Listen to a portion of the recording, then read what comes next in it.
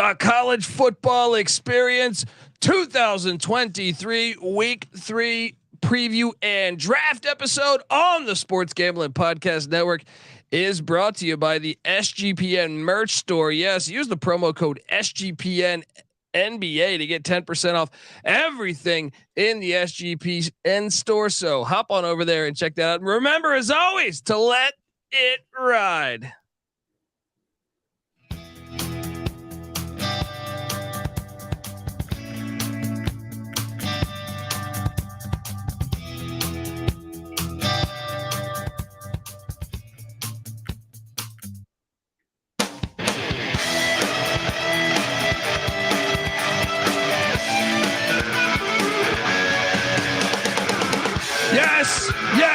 Yes.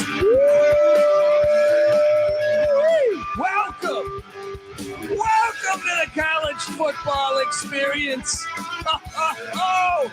Week 3 preview and picks episode. Preview and draft. We'll get to the preview and picks when it's actually week 3, but it's the off season and we're diving in to our yearly draft of every single week of 13 of 14 weeks, depending on how you look at it, of the college football season. If you're wondering just who the hell you're listening to, well, my name is Colby Swinging Database Dan, aka Pick Dundee. That's not a pick. This is a pick. He was raised in the land down under, where a man thinks on his feet, speaks with his fists, and lives by his wits.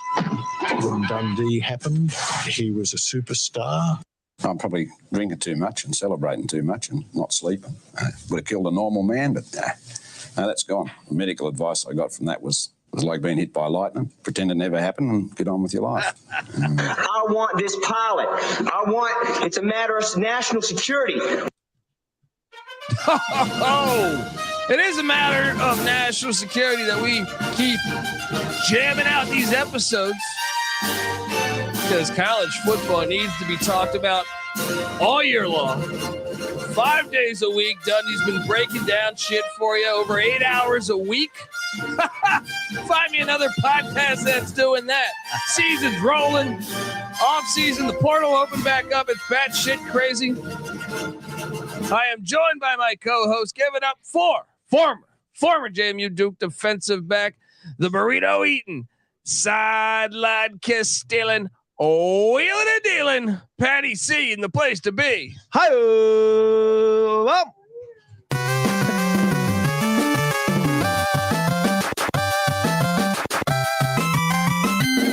First down, there we go. Muddy Waters with the howl. There we go. We are also joined by third man in the booth, the DFS god himself. Give it up for the rooftop IPA drinking, home brew making, tobacco road living, the free lot giving, farmer in the basketball league FBB. Give it up for NC Nick in the place to be. There we go. Week 3, guys. What's going on? Woo! Lots going on. We're going to get to our draft. Hopefully you've checked out week 0, week 1, and week 2. All those episodes are there for you to dive in. They call that evergreen material. That's what they call that one. But I want to talk a lot about this. I mean, the portal's open back up. It's absolutely crazy. And, I kind of thought the portal was going to open up back on May 1st, but NCAA with the nice little quarterback sneak, throwing it in the middle of spring games. But let's talk about a lot of the news going on. First off, I guess we should open up with the fact that want to send our best wishes to Dartmouth head football coach Buddy Tevens, former Stanford Cardinal head coach.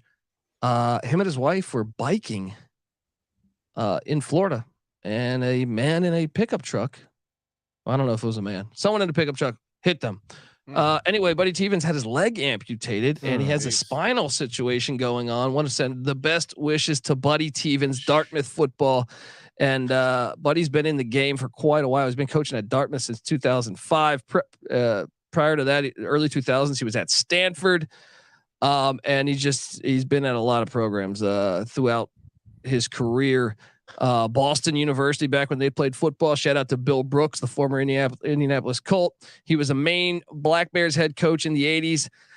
Dartmouth He was a head coach at Dartmouth also in the 80s and Tulane from 92 to 96. So mostly Northeastern football with a little sprinkle of Cajun sauce in there.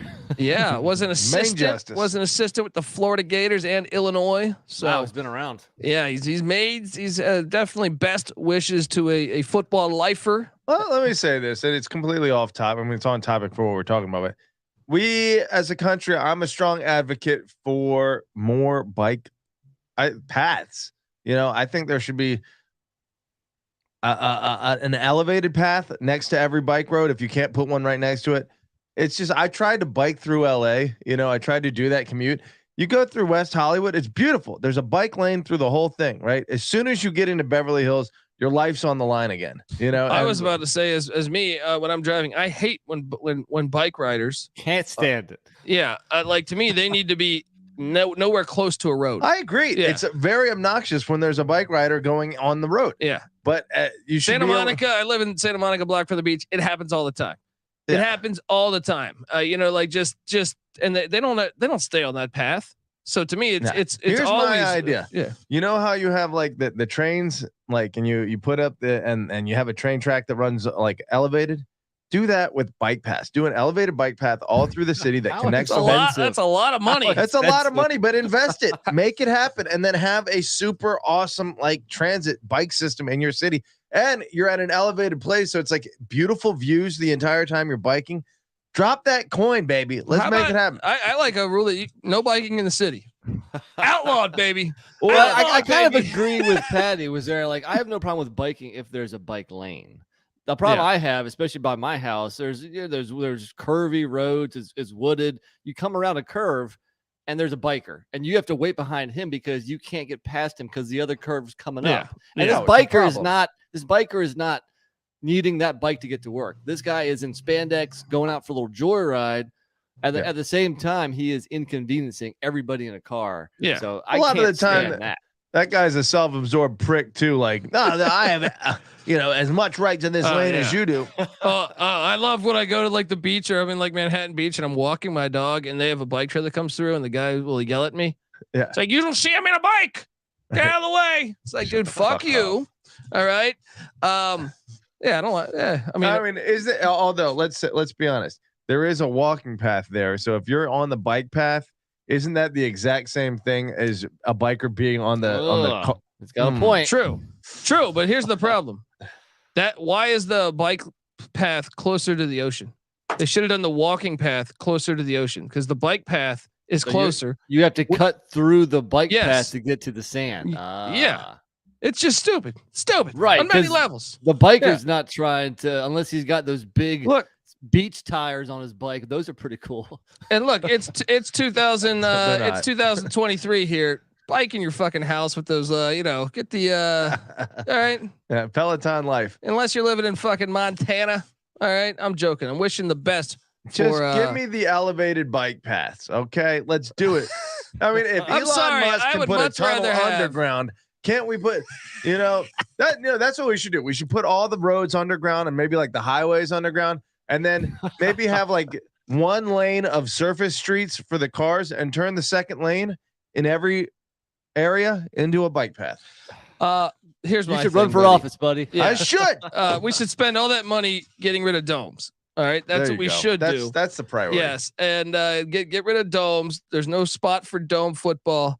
And shout out to Jordan, says prayers up for coach. Agreed. Definitely want to send the best to coach. Let's talk about some other news, guys, involved with this beautiful sport that we love. Well, first off, I guess we'll get to the fact that how about your boy Matt Rhule? Huh? Dropping keeps coming at Deion Sanders. Deion Sanders yet to acknowledge Matt Rhule. But it's like this is the third or fourth time that Matt Rhule said like such a great bubbling little rivalry that's popping off here. So Matt Rhule saying that he goes we what's hilarious is he's not talking about we're not telling people to come in the portal. I'm happy with what we got. And I'm like, dude, Nebraska still hit the portal pretty fucking heavy, right? Yeah. Don't be a hypocrite. Don't be a Boeheim. But he's also saying though that he's like, we don't have a camera crew around us. He's made a lot of shots subtle shots. He didn't say Deion Sanders' name, but it is great for the rivalry. And obviously Colorado sold out their whole season and sold out their spring game, which occurs this weekend. And guess what's happening on Saturday in Boulder? They're calling for snow. Oh, football's back, baby. Hey, I did see Deion say Travis Hunter was well beyond where Deion was. And, going back to college, he really didn't probably explode till his junior and senior years. But he was still great even as a freshman. But I do think Travis Hunter was ahead of him. And for Deion to admit that, though, I think he has to be far ahead of him for Deion to admit that. And you've mentioned that there's a lot of reports of Travis Hunter, like we saw in the final game of the season, being a really explosive offensive player. Are we? Is this the year that the number one recruit in the nation shows his value? Perhaps it'll be interesting to see. But love the Jabs. Remember, they play week 2. And look, Patrick Ives is getting to my next point that I asked. A lot of people asked me on the Monday, Tuesday shows to talk about this. I said, I'm going to wait for you guys. Right. And Patrick Ives saying triple option football is dead. Why do we keep taking things away from things that make college football great? And that gets to a report that Stuart Mandel, published about Jeff Monken and Army moving to the shotgun, because after 26 years of coaching the option, the NCAA has restricted even cut blocks, but even more so, he thinks, his scheme. And also Paul Johnson, pretty outspoken, saying he was on the rules committee when he was coaching. And, I know he appeared at this thing a couple months ago to fight this, and it was a constant battle then. They say it's to reduce injuries, but they don't have any stats to back it. I think it's a lot of people just don't want to play against it. And Paul Johnson has then gone on the record by saying it's the same risk as tackling a human being. So unless we're getting rid of tackling, then cut blocking should be legal. And I agree with Paul Johnson. And I think this is fucking absolutely ridiculous that we've come to this, because now, you realize, I know they're trying to do the Coastal Carolina option now. This is huge for these service academies. Well, don't they already have the rule that, like, if you are engaged with another player at, your upper body, that you can't chop, you can't cut, another player can't come in and cut. And so what is the cut block then that had been legal? That's just an open field cut block. That's just a low block. Fucking use your hands and defend yourself. Sprawl out. That's a standard ass block. This is exactly my problem with everything today. Is they want everyone to be same thing. Spread, air raid, whatever. This is a essential part in why I became a fan of college football. I think I love seeing the contrast. I love that you could see an air raid against a triple option team. And you could see a service academy hang close with Notre Dame, who's getting big time recruits because of this approach. It's terrible for the fucking sport, and we should all be outraged as a fucking society. And I saw plenty of people saying, like, that should be the next presidential campaign, saying I'm bringing back triple option football. NC Nick, what do you make of this rule? Well, no, the rule's awful, obviously. So it's coming down from the NCAA. And first off, why is the NCAA still even a thing? Can we put them out to pasture already? They are worthless. They have nothing to do with the college football playoffs anymore. So why is the NCAA doing this? Is it the more influential power programs? It's the coaches. The coaches don't want to go against it. They don't have to schedule Army or Navy. Why do they even care? Almost. Well, I think also I think also TV execs, because sometimes the games go super short. Those Army games go super fucking short. And look, I really believe not only do they want to not coach against it, but if other teams move to it, it is a threat. Like, take how good Georgia was last year. We've lobbied that Nebraska should have never went away from it because it's still the perfect offense. If you bring in some decent talent, I don't know that it's been proven that you can beat it. So is this an FBS and FCS? The whole entire, all of the NCAA. So I was saying, if it was not NAIA. If it was just FBS, if I was Army or Navy, I just moved down to FCS. That'd be fun. No, this is just some shit for them trying to change the sport of football. Yeah, it's trying to change the sport of football because a lot of people use this on the high school level, and this is going to hurt that. This is bullshit. The NFL did this shit too in the 90s. It's bullshit. It's just one of the worst things that turned me off from the NFL then. You know can't what's blame happen? CTE, or I mean, the only thing you could possibly argue is that it causes knee injuries. But Paul Johnson's right. If you're going low, that's how we tackle. Right. So what is the difference? And there's no studies that prove this. So yeah, it's awful. And I think Michael brings up a great point. Does that mean the running backs can't cut in blitz pickup? Because it's the same fucking. And this is what Paul Johnson's got a great point. He's like, this is bullshit because of all these things. Where you? What about when you run down a defender and you go low and tackle him? You know what I mean? Like there's a lot of. Saw the rule being somewhere like outside the tackles, you can't do a cut. I know that had been introduced. I felt like that had been introduced a year or two. Maybe that was the NFL. I remember hearing something about that. Maybe now it's on the interior of the line. I haven't fully gotten the story on this, but either way, yes, I agree. This is like standard football. You're now once again limiting the ability to make contact in the sport, which is a contact fucking sport, turning it into what they want it to be, which is just a 7-on-7. That's what I'm saying, man. Is anybody out there applauding this? Usually when a new rule comes out, some people say, oh yes, I'm glad they did it. Have you heard anybody applauding this? I haven't. No, I saw a couple pussies out there. I saw a couple. I got into it with a couple idiots on Twitter, and they're like, but this is like someone that's not like some guy who's just like, no, I like to see the forward pass. And I'm like, oh, well, fuck you. You have some difference. All right. There's a lot of forward passes in football these days. People make the assumption that I hate the forward pass. I'm like, no, I like difference. Yeah. I like having the freedom to run whatever fucking offense you want to run. And to me, this is just a huge blow to me, to me getting excited about college football. I hear you. I hear, but who calls it the forward pass anymore? As opposed to the backward pass. It's just absolutely fucking ridiculous. It's just it just bothers me, man. This is like a huge blow. I'm hoping probably is the power players just saying, hey, I don't want to deal with this shit. I don't want to have to prepare. Well, the NCAA is beholden to the power programs. Obviously, it's been that way. That's why they've never cracked down on any big schools when they were handing out bags of cash when it was illegal. So, unfortunately, I'm not surprised. And I mean, look, Army, I know played Oklahoma to overtime, Michigan to overtime recently. I know Harbaugh wouldn't probably say this, but what I do wonder is, some of these people probably do want to play the Army because it probably is a good out of conference matchup. Hey, we're playing the American Army. It's great for our fans, and then you almost lose a game.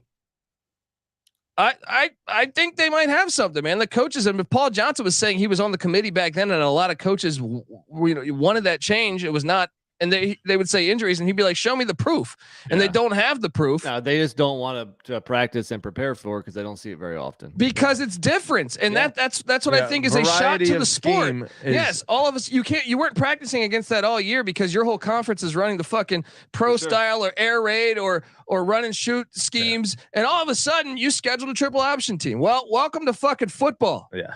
All right. Yeah. Gosh. You have the best players, so when you're running the exact same scheme and your players are better at it, then yes, you're going to win that game. That benefits you. But all of a sudden you have to play a different scheme and you don't win because you're not prepped for it. Yeah, it just makes your life hard. And here's another thing. If we're going to claim this injury shit, which we know is a crock of shit, right? We know this is a crock of shit. The triple option been around for a long fucking time. All right. If we're claiming it though, aren't we paying the fucking players now? Aren't we paying the fucking players now? That's true. That's true. It's all nonsense, man. Like, how do we even fight this? I gotta stand outside of a Target and get people to sign a fucking, like, I don't even understand how you fight it besides just doing this show and screaming about it so that everyone knows that I fucking hate the current state of football. That's about all we can do, man. Hey, make the noise. Absolutely ridiculous. Let's, I don't know. Keep it moving. Let's I want to tell you, before we're going to start this draft, we're going to have some fun, even though they're killing me. I look forward. I saw Army's playing Syracuse and LSU this year, and I was like, oh, this is going to be great. No, not anymore. They're probably going to get their fucking ass whooped. What do we think about that? What do you think about them going? They're trying the Big Bird offense. They're going to get destroyed. Yeah. Look at Georgia Southern. They tried that shit. They became Georgia mediocre. Southern can get athletes still, but their Army can't get those athletes. But still, Georgia Southern was a mediocre 6-6 team after years and years. I mean, who knows if they'll adjust and have success? But and they can get athletes. But yeah, especially with Army when they don't have the ability to get that or big offense. They can't even use the portal. Like Georgia Southern brought in Kyle Van Treese and like 1,000 players last year in the portal. Yeah. Army and Navy and Air Force don't have that free. This is disgusting, man. This is fucking disgusting. We need to get rid of the NCAA, and you need to share this podcast because we need more people to find out about this. I really feel like every person that knows football is on our side. Anyone that's ever fucking played football, I feel like everybody in the chat is on our side, and my respect for the chat is top notch. So that should tell you something. Well, when you're watching the WWE, right? Not that we've done that in a long time, but right? Do you want to see 100 of the same character, or do you want to see some different characters? Right? That's what we're talking about. College football has personalities, characters that are associated with different programs. That's what makes it fun, guys. Come on. I agree. Look, I want to tell you that the college football experience is brought to you by Underdog Fantasy. Yes, the NHL and the NBA playoffs are here, and what better way to get down on some player prop parlays than over at Underdog Fantasy? Besides daily NHL, NBA, and MLB games, they've also got NFL best ball drafts with a guaranteed $500,000 in prizes. Head over to UnderdogFantasy.com. Use the promo code SGPN for $100. Or I'm sorry, 100% deposit up to $100. That's UnderdogFantasy.com, promo code SGPN. Patrick Ives is in the chat saying that the Army Navy game took a massive hit after this. Yeah, I mean, Navy. So Navy's going to try to run the Kennesaw offense, I believe, which is I think similar to Coastal's. But yeah, I mean, I got to be honest. This hurts my excitement about college football. All right, let's not bring the whole podcast down, okay? Because it's only a couple teams. Like, we're all with you here, but we do have a pretty nice week 3. We got a deep slate of games. So let's take a shot of energy over there, maybe a shot of whiskey, something. There you go, Nick. Get us going here. We're crying, we're bitching, we're moaning. Yeah, we've done enough. Don't fuck with that sport so much. You're fucking with it. All right, let's go. I'm looking for the draft music because I moved everything around, guys. It's somewhere on this thing. But he says this every week. Yeah. Well, it's when you have 500 clips on here, it can get a little tricky when things move. Maybe it's time to cut some. No, because you don't understand, but this is also CJ Sullivan's. We're using it's multiple shows, buddy. Sharing is caring. All right, the USFL gambling podcast. Come on. The XFL. Just start doing what you do at the beginning and just start playing random clips. Let's go. So Nick, you started off with the first pick. All right. So anyway, real quick, I said it's a deep week of games, but it's kind of light up top. And the game I probably most want to watch, I'm not going to pick it first because it's a G5, contest with just teams in North Carolina. So that's not the best game. For the best game, I'll take you to Stark Vegas, LSU at Mississippi State, the 114th matchup. We had 19 combined wins between these two programs last year. Year 2 under Brian Kelly. The first year post Mike Leach, unfortunately. And this game has been great for a long time. And if you look at LSU, not only did they win the SEC West last year, but they also have the second best transfer portal class, according to 24/7 Sports. So they're going to be loaded this year. Tough road trip, great game.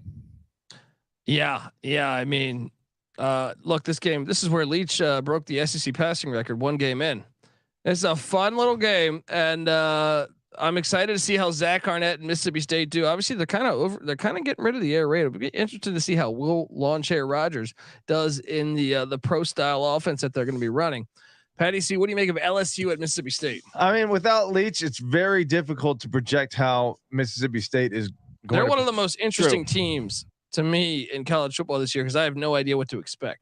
Stark Vegas, obviously going to be a tough place to play early enough in the season that, maybe LSU doesn't have it rolling completely, but what are you laughing about? Just someone sent me a text. Very funny. LSU, like you said, I mean, they really came on at the end of last year. I mean, with exception to the loss to A&M, but they were a better team at the end of the year than they were. And you would figure Brian Kelly, I mean, pretty much every coach who's been there has won a national championship, right? It was Les Miles, Saban, Miles, Orgeron. Pressure's on BK. You know, BK, so we'll see. his family. I don't believe it's taken most of the coaches very long to get that national championship. I think all of them within the first few years.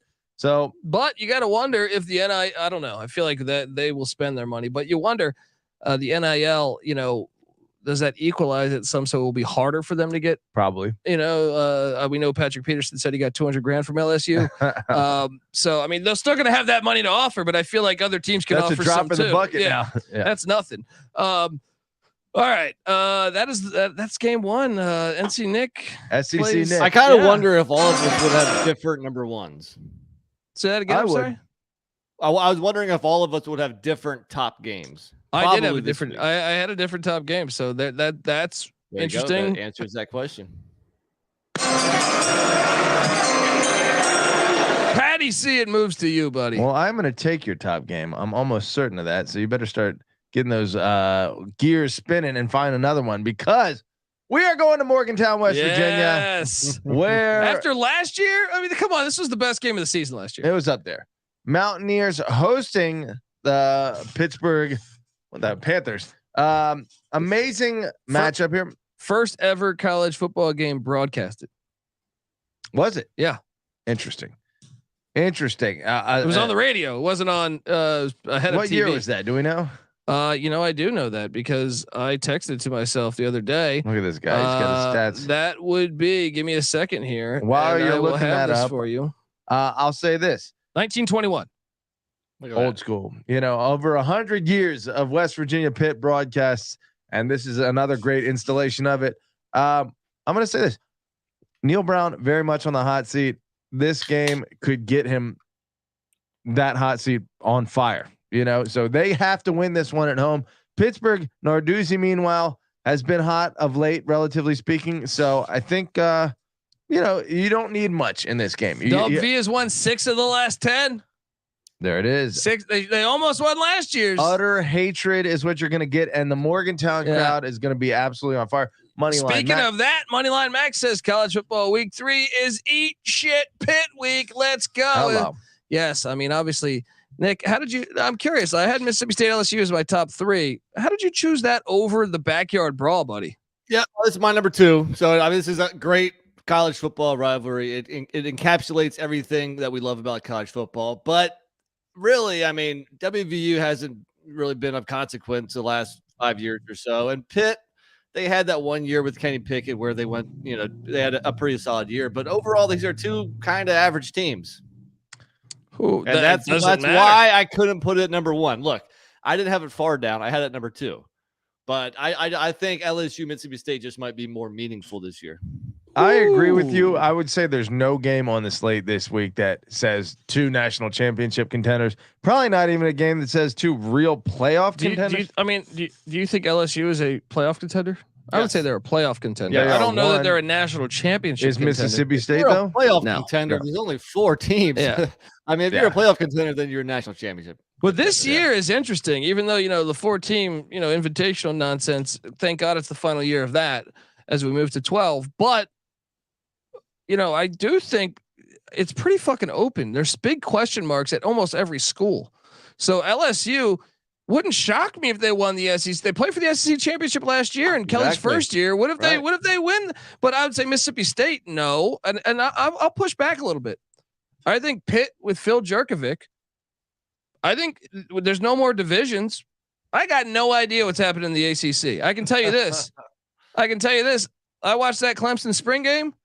They still got some work to do on offense because that offense did not look very good. Now it's just a spring game, but I have. Buddy. Do you have any like right now? Who would your ACC championship be? Oh, okay. So the champion would probably be Clemson. I don't think so this year. I think. Look, you might be right, but you know, track history would prove you wrong. But of course, this year is a new year. Not with that. We've never seen the ACC without these 2 divisions. Yeah, Pitt is not a title contender. They're not a playoff contender. They might win the ACC. They're an ACC, but they are a 2-loss at least. Well, ACC that's my champion. point. And if you win the ACC, I think this year we could see a little bit of like a 07 year because look at all the questions at Ohio State. Look at all the questions at Penn State. Look at all the questions. Really, Michigan's the only school that we know is returning. Michigan and USC, but USC didn't win the Pac-12 last year. It's like, what else? Georgia's got a lot of question marks. Bama's got a lot of question marks.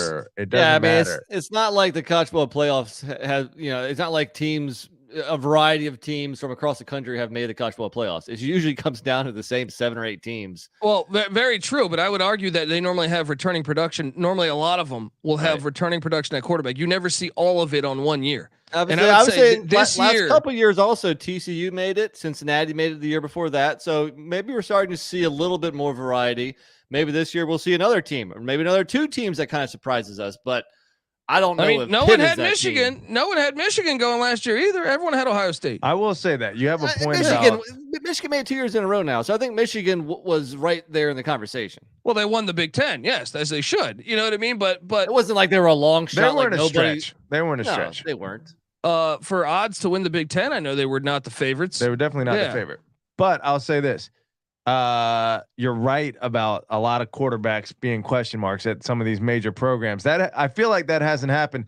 USC, you figure, is gonna. I went back like 15 years. I can't recall this many in 1 year. Now you'll have certain years where it's like, okay, Georgia's replacing QB, right? And another big time school is replacing a QB, but have like everyone.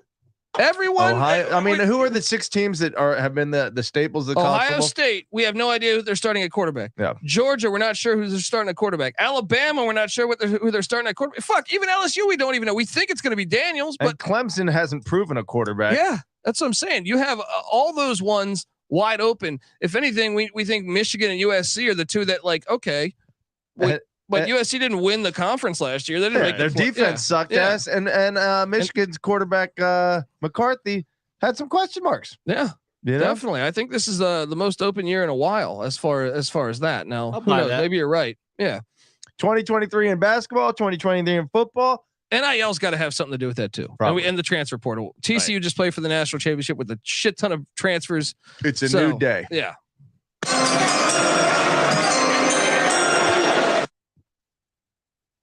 You know, a lot of people do have USC in the playoff. Rightfully so. I don't think so.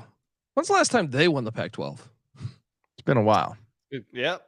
They have to find a way to beat Utah first. Well, and I would argue that the rest of the Pac-12 is playing pretty. I think that you can make a case that might be the toughest conference race this year, because I got Washington at Michigan State. Remember, USC didn't have to play Washington last year. Right? You got some breaks. Washington had the same record, right? Didn't they? And the USC just got the tiebreaker. I believe Washington had the same record, and USC got the tiebreaker because of ranking, which was name brand shit. So give me Washington won 11-2. USC went 11-3. Yeah, so they were in conference. USC was 8-1. Washington 7-2. What about Oregon? Weren't they right in that? Maybe that's what it was. Maybe that's what it was. It was Oregon. Washington, Oregon. Also. No, that's what. Okay, so that's what I'm thinking though. Okay. Is that Washington and Oregon were tied, and we were waiting for the final game of the season where they were going to put in Oregon because their ranking higher had Utah, fallen. Okay, yeah. Gotcha. Oh, that's right. Yeah. Whenever the pollsters get involved in the Pac-12 championship game, usually it's going to be the bigger brand name. So your number 3 games, Washington and Michigan State. It is mainly because I like this matchup. They're trying to get into the Big Ten. Yeah. So they go to East Lansing. It's a huge year for Mel Tucker. Oops. And Michael Penix used to play in the Big Ten, used to play in East Lansing, same division. This game was a blowout last year, but I think it could be a much harder game for even though Washington's better this year than they were last year. I think it might just be a tougher game just because you're all going cross country on the road early in the year. Course. Give me Washington at Michigan State. Patty or NC Nick, you seem like you're questioning it. Yes, I think you're playing it a tad too early. I think there's Washington's top 10. What are you talking about? And Michigan State won 5 games last year, right? Okay, well, I mean, we can make the same case that Mississippi State doesn't have Mike Leach, a Hall of Fame coach.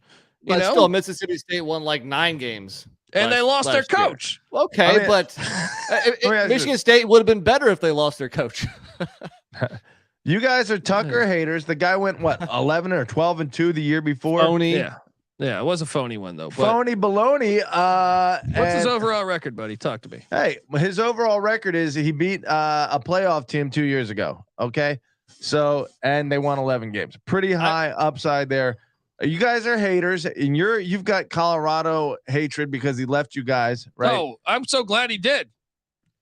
Oh yeah, that's true. I'm so glad I'm he just did. saying that there's a couple other like big time rivalry or maybe soon to be rivalry games on the slate. For this one is played. I mean, Washington was up 21 at halftime. You know, now the final they dominated this game, didn't they? Someone in the mathematics department or for like I think ESPN said they were 1 yard short of getting every possible yard they could get. I remember that stat from last year. But no, the final score was 39-28. But Michigan State scored like 2 touchdowns under 5 minutes to go in the game to really dress that up. I mean, this was a blowout, so I get it. It's gonna be tough That's why you play it though. The revenge. True, but it's not. I just think it's a couple spots early. Well, let me ask you this: what was Michigan State's record the year before they went 11-2? Anyone? It was during COVID. It was like 1-5 or something. 2-5. Yeah. 2-5, and they are a program that has the potential to turn around pretty quickly. Again, let's not have this short-sighted point of view where we're saying, "Oh, Michigan State can't get shit done." They had a bad year last. He's 18-14 as a head coach. That's all I'm saying. And Michigan State has had what 10 winning seasons in the last probably 15, 20 years. Still scored as many points in the playoffs as Colorado and James Madison. All right. All right. Let's hop on over. NC Nick, you're back on the clock.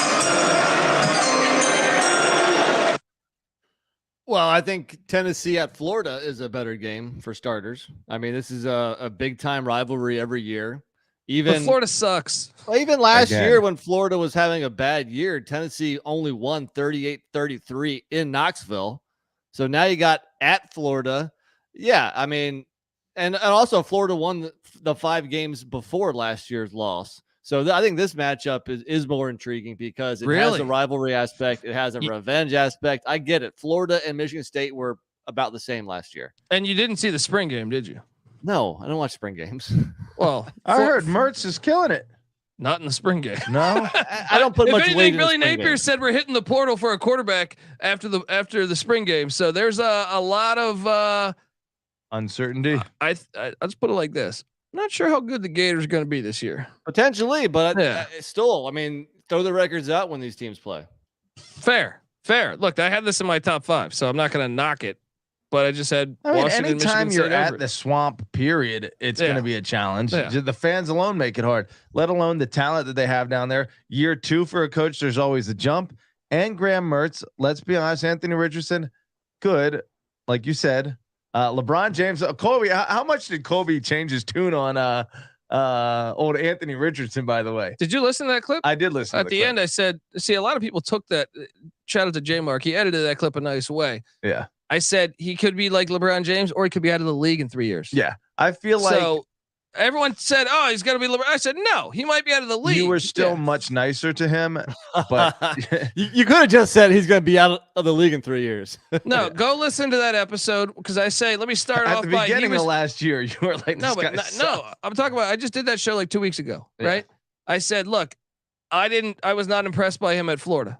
But there were certain plays where I said, wow, he's got a fucking rocket arm. But I thought he should have came back to school for one more year. Yeah. But well, circling back to this game real quick. Last thing I want to say is that the Pac-12 champion lost at Florida last year. So Tennessee can also. True. I think this game I had a top 5, so I'm not going to knock it. This game has potential to be the top game on the slate. If Florida has a nice year 2 under Napier, and they're like, what are their games prior to this? At Utah, they have. Yeah. If they somehow catch a dub there, they'll be in the top 25 probably right away, and you could have a top 25 matchup here. I don't know. I think you bastards had me taking back-to-back SEC games to start this. Damn it! There you are. You've been down there in the Carolinas. Are you trying to get Duke to the SEC? Don't blame it on us, buddy. You're an SEC lover at heart. A closet SEC lover. Patty C. Well, there's a couple games with personal, interest for me, but I think let's go let's go to Big 12 country. Since we know Nick hates that, we gotten enough of his SEC love. We're going to Big 12 country. It's the reigning national runner-up versus a newcomer in the state of Texas in the Big 12. A chance for them to immediately say, "Hey, we're the new sheriff in town here. We're going to take your hotshot Dallas team, and we're going to take this team from Houston and establish dominance right off the bat." The Houston Cougars hosting the TCU Horned Frogs. I do love it. I'm intrigued. Holgorsen here's what's crazy. He was more successful as a head coach when he was at West Virginia in the Big 12 than he was in the AAC. I think his brand plays better in the Big 12. I really do. No, he's a Texas guy, right? Yeah. And no, but I just think like the firing the ball all over the field and stuff, like they had their struggles in the AAC, but man, I'm excited to see this matchup. These are two old, they were in the SWAC together, right? Probably, yeah. I think they're in the SWAC. Yeah. So TCU at Houston. Nick, what do you make of this one? Well played, Patty C. I also had this game higher than Washington at Michigan thank you, State. sir. I think this is a fun game. And you call me Big 12 hater, but no, this game is high up on my list, number 4 to be exact. It is an in-state showdown. It's got new rivalry written all over it. It's the toughest test so far for the defending runner-up in TCU. So yeah, I think this is a great game. Oh, nice little shot at Colorado and Deion Sanders. TCU has a losing record all time against the Houston Cougars. Interesting. Wow. Interesting. Let's go. 13-12. No, 12 and they're 12 and 13 against them. Let me ask you this. City rivalries within the state of Texas, right? You got to figure Dallas Houston's number 1, but San Antonio, Houston, obviously in basketball. Dallas, Houston, I feel like the Mavericks and the Rockets don't have much history there.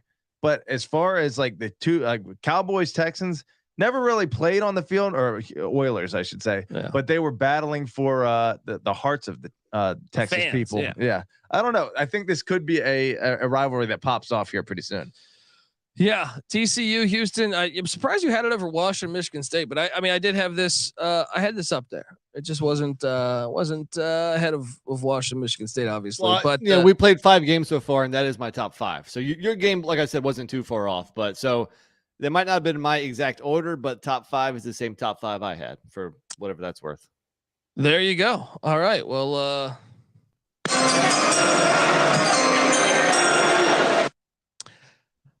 let's go back to the Big Ten. Call me Big Ten Colby here. Everyone is really high on the Penn State Nittany Lions. This is a good game. And if you pull up their schedule, I think you could say, well, look, Ohio State has a lot of question marks. A lot of guys graduated, from what I understand. Like Ohio State has, who knows who's starting at quarterback right now. They have some offensive line issues, and obviously defensive issues plagued them the whole entire season last year. Well, Penn State, their road schedule is kind if you take out the Ohio State game. You're like, okay, at Michigan State, they had a losing record last year. At Maryland, they're always pretenders. At Ohio State, okay.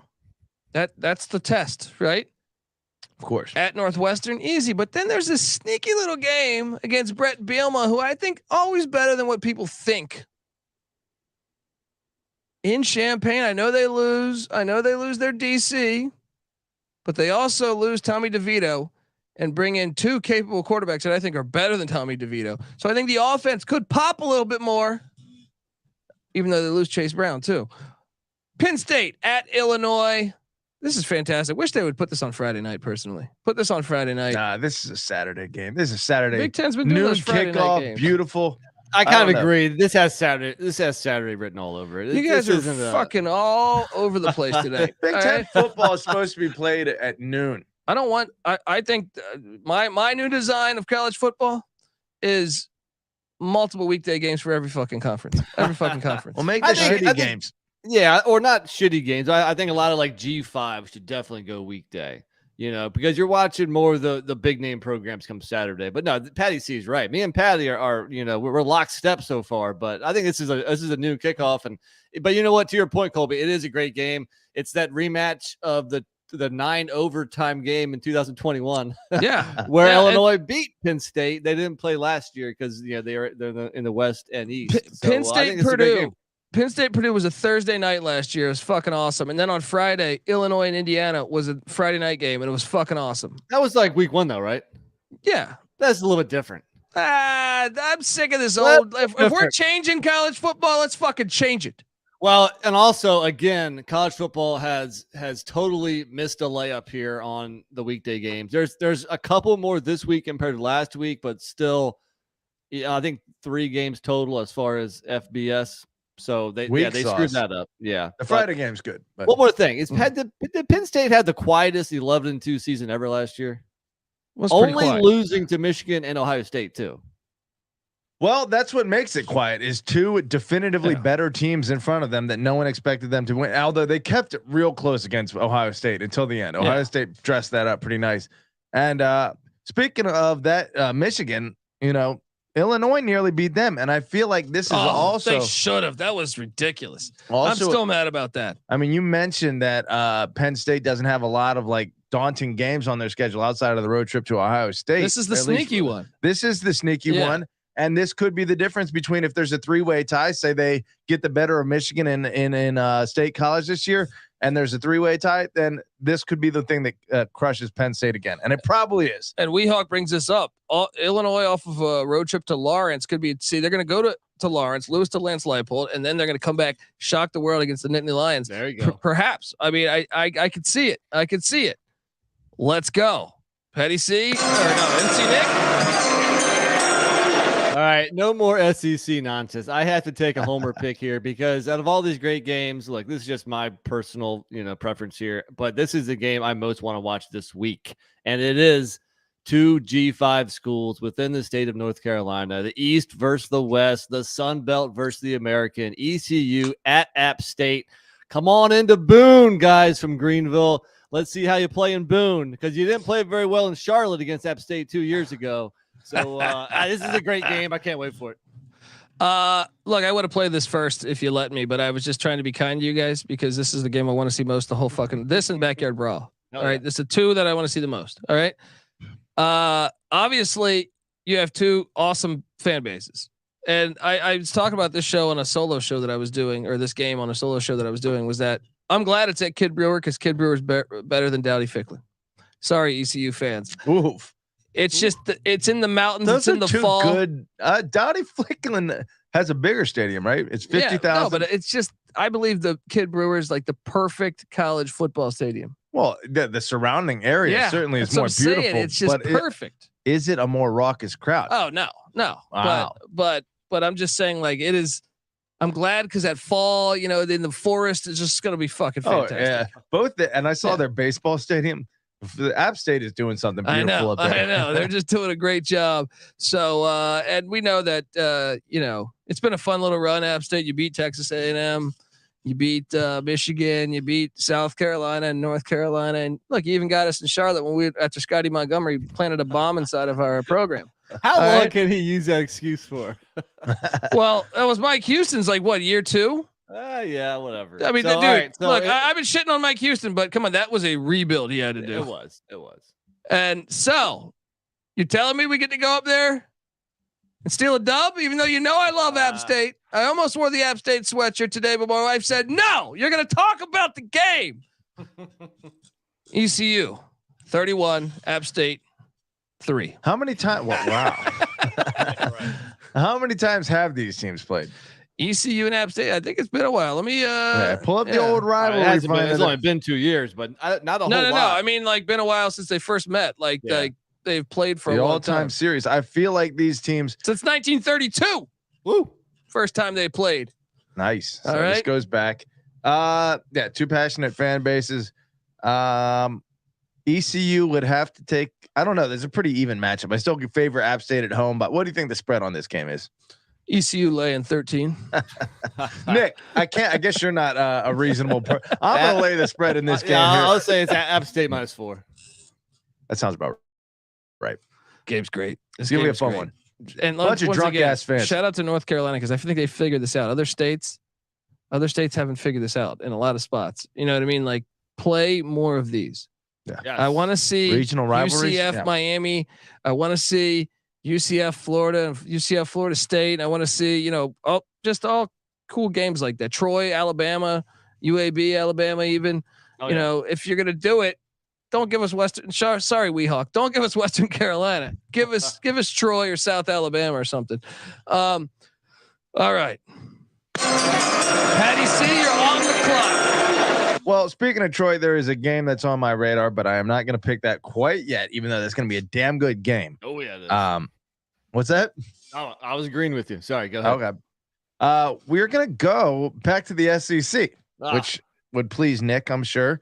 SEC Nick. Look, this is a game that has some potential, especially early in the season. If Georgia doesn't get the quarterback situation figured out, you know why?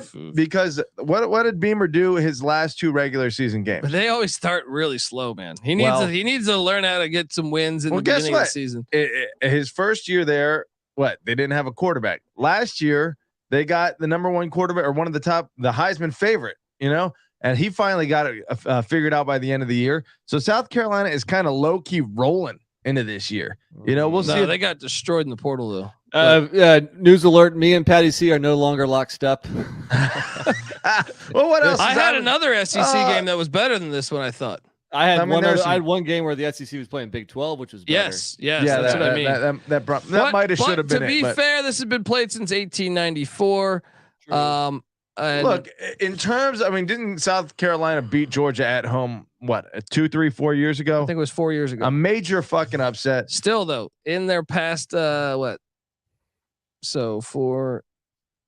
their past 10, Georgia's 8-2 against South. The only way you play this game is if it's at South Carolina. At Georgia, I don't see it, man. I disagree. I think Beamer Magic. I think they call it the Border Bash. Border War. Why am I dropping the ball? Spencer Rattler. Spencer Rattler.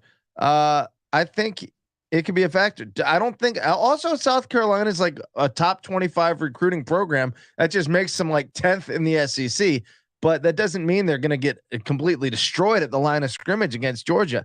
Maybe, yes, but with a quarterback that can, vary the scheme up and make the line of scrimmage not such a factor, this game might become something. The past 3 games, buddy, actually 4 out of the past 5. So last year, Georgia won by 41, right? Yes. The year before, Georgia won by 27. The year before, Georgia won by 29. Then you had your upset by South Carolina. But the year before that, Georgia won by 24 as well. So there have been some royal ass whoopings by Georgia in these games, but you never know. I don't know. I just think that it's early enough in the season that if Georgia hasn't figured the quarterback situation out, this could get interesting. Fair. And with Georgia taking an L, that the potential of that makes this game. If it was at South Carolina, I would love it. Yeah, I just think there's probably a better game out there. Yeah. I feel like this week in general, and I could have done this with my first 2 picks, and I should have done it with my first 2 picks, to be honest with you. But I was trying to be a respectable podcast for you guys out there that aren't fans of. People know that we are not a respectable podcast. We go out of our way to make sure people know that. Yeah, it's true. That's true.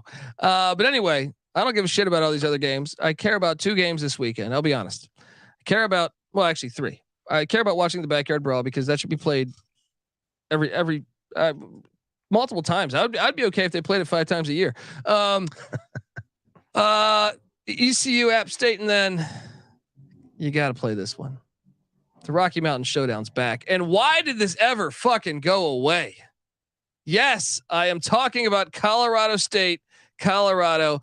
Look, it's bad enough that they took away Colorado, Nebraska from us. Then there was no Colorado State recently. What the fuck is happening? All right. Bad enough we can't play Kansas State, Iowa State, Oklahoma State teams they've been playing for 100 years. And then you take away the showdown? Yeah. What the fuck is going on? How far away are these 2 schools? Not that NC Nick knows Colorado better than me, but couple hours. Yeah. And definitely some hatred here. And look, here's what you get. You get Norvell year 2. They've invested a ton of money into their football program. I actually think I've read things that say that, like, they spend the most out of any of the remaining teams. Although SMU might be changing that this year. But look, they've been playing this since 1893. Fuck. I mean, come on. They haven't played it in a few years, man. But Colorado has won 5 in a row, which is crazy because Colorado was ass a lot of those years. But Let's go. That is bad to be losing at Colorado in their absolute. It's funny though. They are down at the same time. Maybe it makes it a compelling game. Prime time though, you got to figure is Norvell going to challenge those defensive backs, those hot shot defensive backs of Colorado? The fact they give me ECU, App State, and the college football gods are being good to me, and the Backyard Brawl on one Saturday. I know you were scrutinizing this week, saying that was kind of a letdown week, Nick. No, this is. I thought it was deep. It just didn't have like a bunch of top notch games. For me personally, this week's incredible. And Weehawk says, is that on campus or in Denver? Thankfully, they got rid of going to Mile High. Yeah, I like Boulder. It when they go to Boulder and Fort Collins, which I think it's back doing that.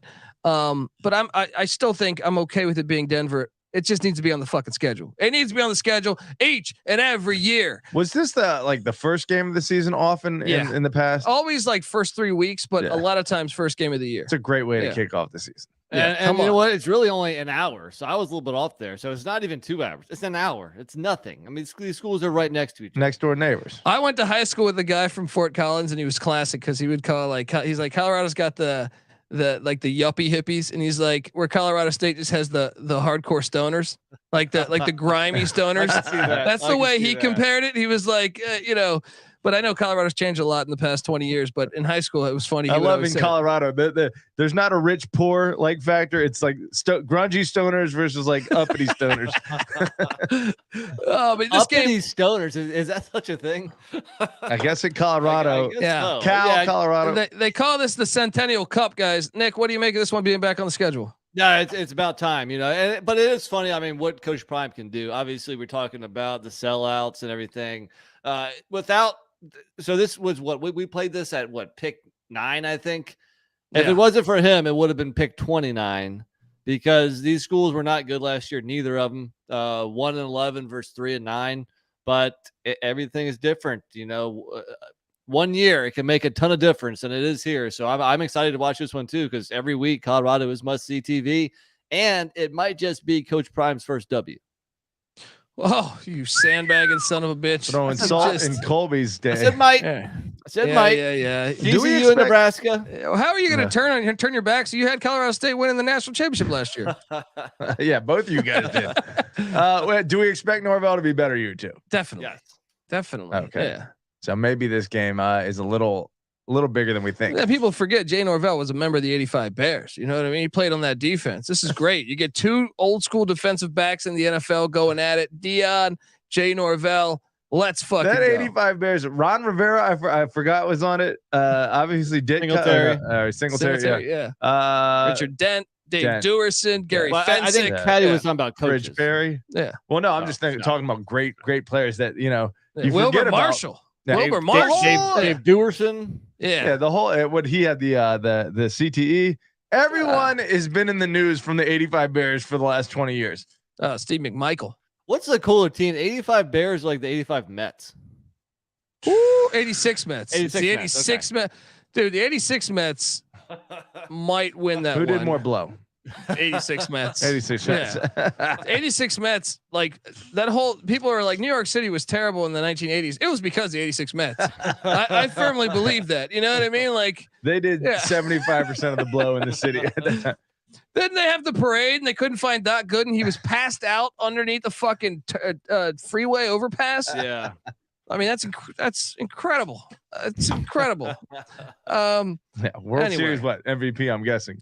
Just absolute, debauch. Yeah. All right. Look, before I get to the next one, we got good old NC Nick on the clock again. I want to tell you that the college football experience brought to you by the SGPN merch store. Yes, in honor of the NBA playoffs from now until the end of April, get 10% off everything in the SGPN merch store when you use the promo code SGPNBA. So head over to store.sportsgamblingpodcast.com and use the promo code SGPNBA to get 10% off everything. And that's everything. It doesn't have to be basketball related, folks. We have some brand new. Our friend Mike Leach that had been on the show countless times, passed away in December, and it was terrible. But we have some shirts out there honoring him. Our Swing Your Sword shirts just dropped, so go check those out. Store.sportsgamblingpodcast.com as we got our flag there for Mike One Leach. Rest easy, coach. All right, here we go. We are back on the college football experience, and NC Nick is on the clock.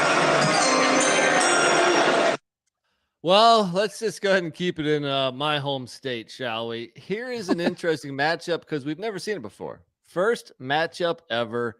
It pits Minnesota in Chapel Hill to face off those lowly Tar Heels against those lowly Tar Heels.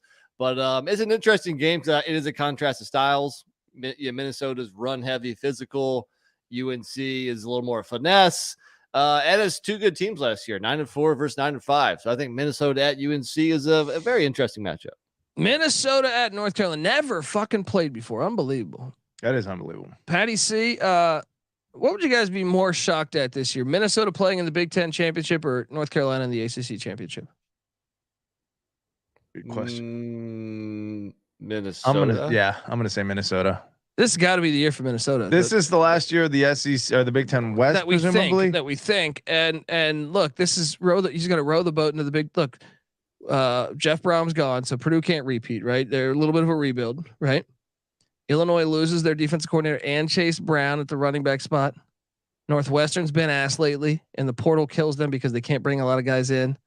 Wisconsin's shifting. Talk about a shift. Yeah. Unbelievable shift. Now Iowa's Iowa, and they'll probably win the Big Ten West. But also Matt Rhule, first year at Nebraska. This is a big opportunity for PJ Fleck to potentially get to the Big Ten championship. Yeah, but, I mean, going back to your question, maybe. one second, Patty. So one question. So UNC was in the ACC championship last year. So I know, but there's no Coastal anymore. Is my point. True.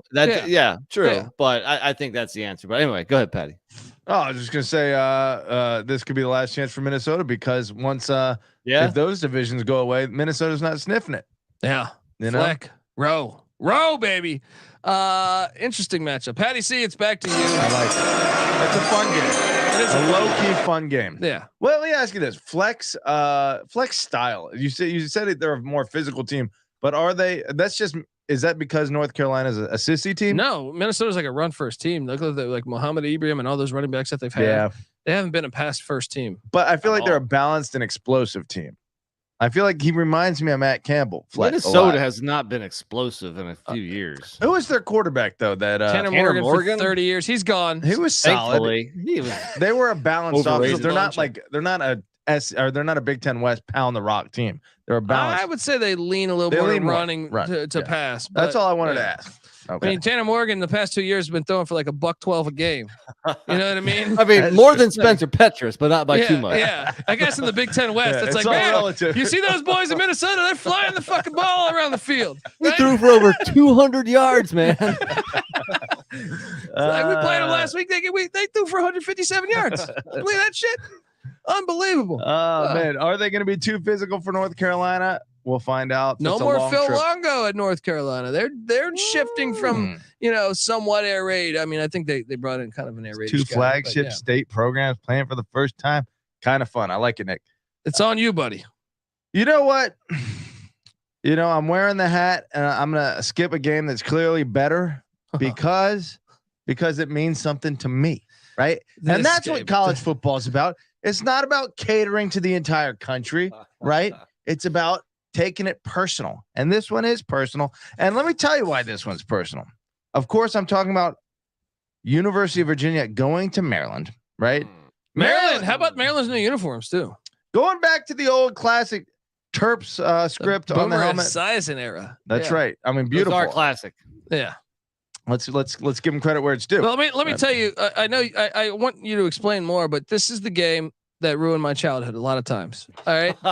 Because back in our day, see, I was trying to explain this to Noah Beanick the other day. Noah Beanick's 21 years old. He didn't have the struggle that me and NC Nick had growing up in the DC area where you were stuck with regional games. So you got like Michigan, Ohio State in the back. You'd have like Michigan, Ohio State or the Red River Shootout, Oklahoma and Texas, and we're stuck with Virginia, Maryland. You're just sitting there like, and honestly, Virginia would fuck them up at the time, but like Maryland had Scott Milanovich, and then Virginia would have like, Rondé Barber or Mike Groh or, you know what I mean? Like Sean Moore. Yeah. They would win. Like Virginia would probably win the game like 21-7, but you'd be stuck with this game. I can't tell you how many times I was stuck with this game being like, God damn it. Look, Lamont Jordan. Come on. Thomas Jones. Does Noah even know that ESPN offered like a pay-per-view package of that we would order? Of other you have to call a number. You have to call a number. Yeah. Let me say this. You guys can't appreciate how much the Dant family has put into college football. Oh yeah. They have invested. I came over to the Dant house quite a bit to get my chops up on college football. And look, shout out to Home Team Sports, HTS. I know they don't exist anymore, but in the early 90s, that's where me and Nick first saw Bledsoe against Brunel, but also they had Hawaii football games on at 1 a.m. on the East Coast. What do you think the equivalent of like what a fan has to do to go watch something nowadays is what you guys were doing? They don't understand, dude. I'm not making this up. I know when I was telling Noah this, because Noah's dad remembers. Noah's dad always mentions the Colorado Michigan game and how it ripped the heart out of him as a. And I'm like, dude, I listened to that on the fucking radio. I had to listen to that on the radio like it was 1920. You know what I mean? I was like, I know where I was. I know what happened. I had money on that game between a friend. So here's the equivalent, Patty. See, it was like trying to find XFL box scores. I'm sorry, USFL box scores last year. Right. You have to go very specific. You gotta go deep. You gotta go deep. It's like what ESPN has no USFL coverage. Yeah, well, they've lost their integrity because they're backing the XFL. It's like if you're really a sports network, you would cover both. Yeah, right. Exactly. Come on. That's the state of the world we're in. Well, now let me hype this game a little bit. Virginia, Maryland, and let me tell you this. We talk about these like the rich poor angle, the snobby versus whatever angle gets old to me. It gets tired and stale. And that's the Virginia Tech angle. The rednecks down in Blacksburg, the snooty people down in up in Charlottesville who are rednecks themselves. Let's be honest. But this is Virginia we're talking about. Look. That rivalry doesn't do that much. If we're talking about the real backyard brawl, or as much of a backyard brawl, low key, as much of a backyard brawl is West Virginia Tech to me. Oh! I thought you were gonna say this. No. This is just the Tidings Trophy. They call it the Tidings Trophy. I didn't even realize it had a trophy, but that's laughable. Patty C, you played your wrong team. You should have played JMU because the JMU game is way better. And here's why: we don't have any history with Troy. But we have Virginia, Maryland used to be the last game of the season. And Virginia Tech comes up and starts playing it, like 20 years ago, 25 years ago. And they're like, oh, this is our rivalry. No, motherfuckers. Virginia, Maryland is the rivalry. And they talk about the South's oldest rivalry of Virginia versus North Carolina. No one in North Carolina gives a fuck about that. That's a gentleman's rivalry. That's a wear your seersucker fucking jacket rivalry, right? And be douchebags. Buddy, Virginia, Maryland is for the DC area, and that's the one we all really care about. I want Maryland the DC area gives a shit about. There was a time until Maryland turned up, and Maryland dominates this series. By the way, don't dominate it, but they have the better of us, and I want to rectify that. They won for 16 straight years, from 72 to 87. There was a time. Now, look. Much like a person from Vietnam that has flashbacks that bother him the rest of his life, this is that game. Like I said, this fucked up my childhood. These games fucked up my childhood. When I look back at all the adversity I faced as a child, most people had to, maybe they got picked on. To me, it was this game. This game was my battle. I was Colby was basically molested by the terrapins and the Wahoos. Yes. It's like, why? Thank Nick. The best thing we had back in the day was we had a black and white TV that I think from our grandparents that could reach the Marshall games, and Marshall was FCS. So getting Marshall against, App State probably was so much better than Maryland, Virginia. All right. So shout out to Caleb Root. Says, I always listen to this podcast on Spotify, but I just wanted to stop in and say, I love the pod and listen to every episode. Appreciate you, Caleb. Cheers, brother. Man. Yeah. Let me say one more thing about this. This is an understated rivalry, even to each other. I think there's like a unspoken kind of competition and hatred that goes into this rivalry, and that's all I have to say about it. They did meet in DC once at the Griffith Stadium back in 1945, Patty C. Wow. So there you go. The Battle of DC did happen once in this rivalry. So all right, it bounces back to me. That was a filthy play. That was just an absolutely filthy play right there. And he's cold. He's ice cold. Yeah. That's right. Oh, man. That one just... Go ahead, I was not projected that one. I don't know if I could host this podcast anymore after those Vietnam flashbacks I'm having of how many times I had to watch Scott Milanovich and Brian Cummings. Remember that Brian Cummings was their next quarterback? Terrible. I'm taking you. I do think you could have played your boys because I like that game better. But there's a couple out there that I still love, and you know me. I grew up a Colorado fan, and once we did get rid of the bunny ears and have a little bit of cable towards the late '90s, I was able to watch this game a lot. Actually, I think I remember the first time watching it in '94 or '95 when Chad May was the quarterback of the Kansas State Wildcats. Kansas State, Missouri. Look, I get it. Last year was a blowout, right? But for a long time, these teams played each other in the Big 8 and in the Big 12. So give me a K-State Missouri game. I know Nick's gonna ridicule this one. No, but this is historic. This is a good rivalry. They've been playing this game since 1909. Sign me up. I am not gonna ridicule it because I do like the fact that it's two, conference mates from 10, 15, 20 years ago or whatever. And even though it was a blowout last year, but that's because it was in the Little Apple. I mean, in Columbia at Mizzou is entirely different. Just as Georgia. Yeah. Georgia just won back-to-back national championships. Other than the 1-point win over Ohio State, this was their second closest game of the season. Yeah, and that means probably losing by more in this game than the Ohio State game. Yeah, I mean that means basically Mizzou played Georgia tougher than Oregon did, than Florida, than Tennessee, than LSU or TCU did, because they do have a pretty nice home field environment. So I think this game is going to be much closer than last year, and it's played at the right spot. Kansas State at Missouri, Patty C. What do you make of this? Mizzou is sleeper. I mean, we gave them a lot of shit. We caught a lot of shit for giving them that. But they're a better team. You know who their QB is? Your boy, Jake Garcia. We'll see how he fares. He's got to beat out Brady Cook, but yeah, I mean, a little bit of a douchebag at this point. It seems like he just hops from team to team whenever things don't go his way, including his high school career. But regardless, he is talented. We'll see what happens there. But both of these teams separated by 5 hours on the I-70 going through Kansas City. A border battle. Say no more. Border battle. Look, there was 1 point from 93 to 2005 where K-State won every matchup. Wow. Then Bill Snyder retires, and remember they go to Ron Prince, and all of a sudden Missouri rips off 5 in a row before Bill Snyder comes back to the Little Apple, and the final game they met before they departed the Big 12. Bill Snyder got the best of Mizzou. Make your pick right now. Who's going to win it? K-State. K-State's going to walk into Columbia. I don't know, man. I don't know about that. I think that Mizzou's tough. K-State is, but you can't ask me that. Like I kind of love K-State. True. You know what I mean? Like they're kind of like if we had to rank top 10 favorite teams, K-State's definitely making my top 10. How about you guys? No, they're not that high, but I like them. No. You have shown me what's cool about them. Yeah, I have nothing against them, but top 10 now. They're the type of team as I'm in Middle America that coastal elites like Nick and I, or so we think, often would ignore. Whatever. They were the original Virginia Tech to me. Yeah, that would be pretty interesting if we made graphics for our top 10 favorite schools. I had to put some thought into it. I don't. And maybe K-State is, buddy. No, all right, let's do it. Let's do it. All right, let's do it. So what do we got? Yeah, so we're jumping back to NC Nick.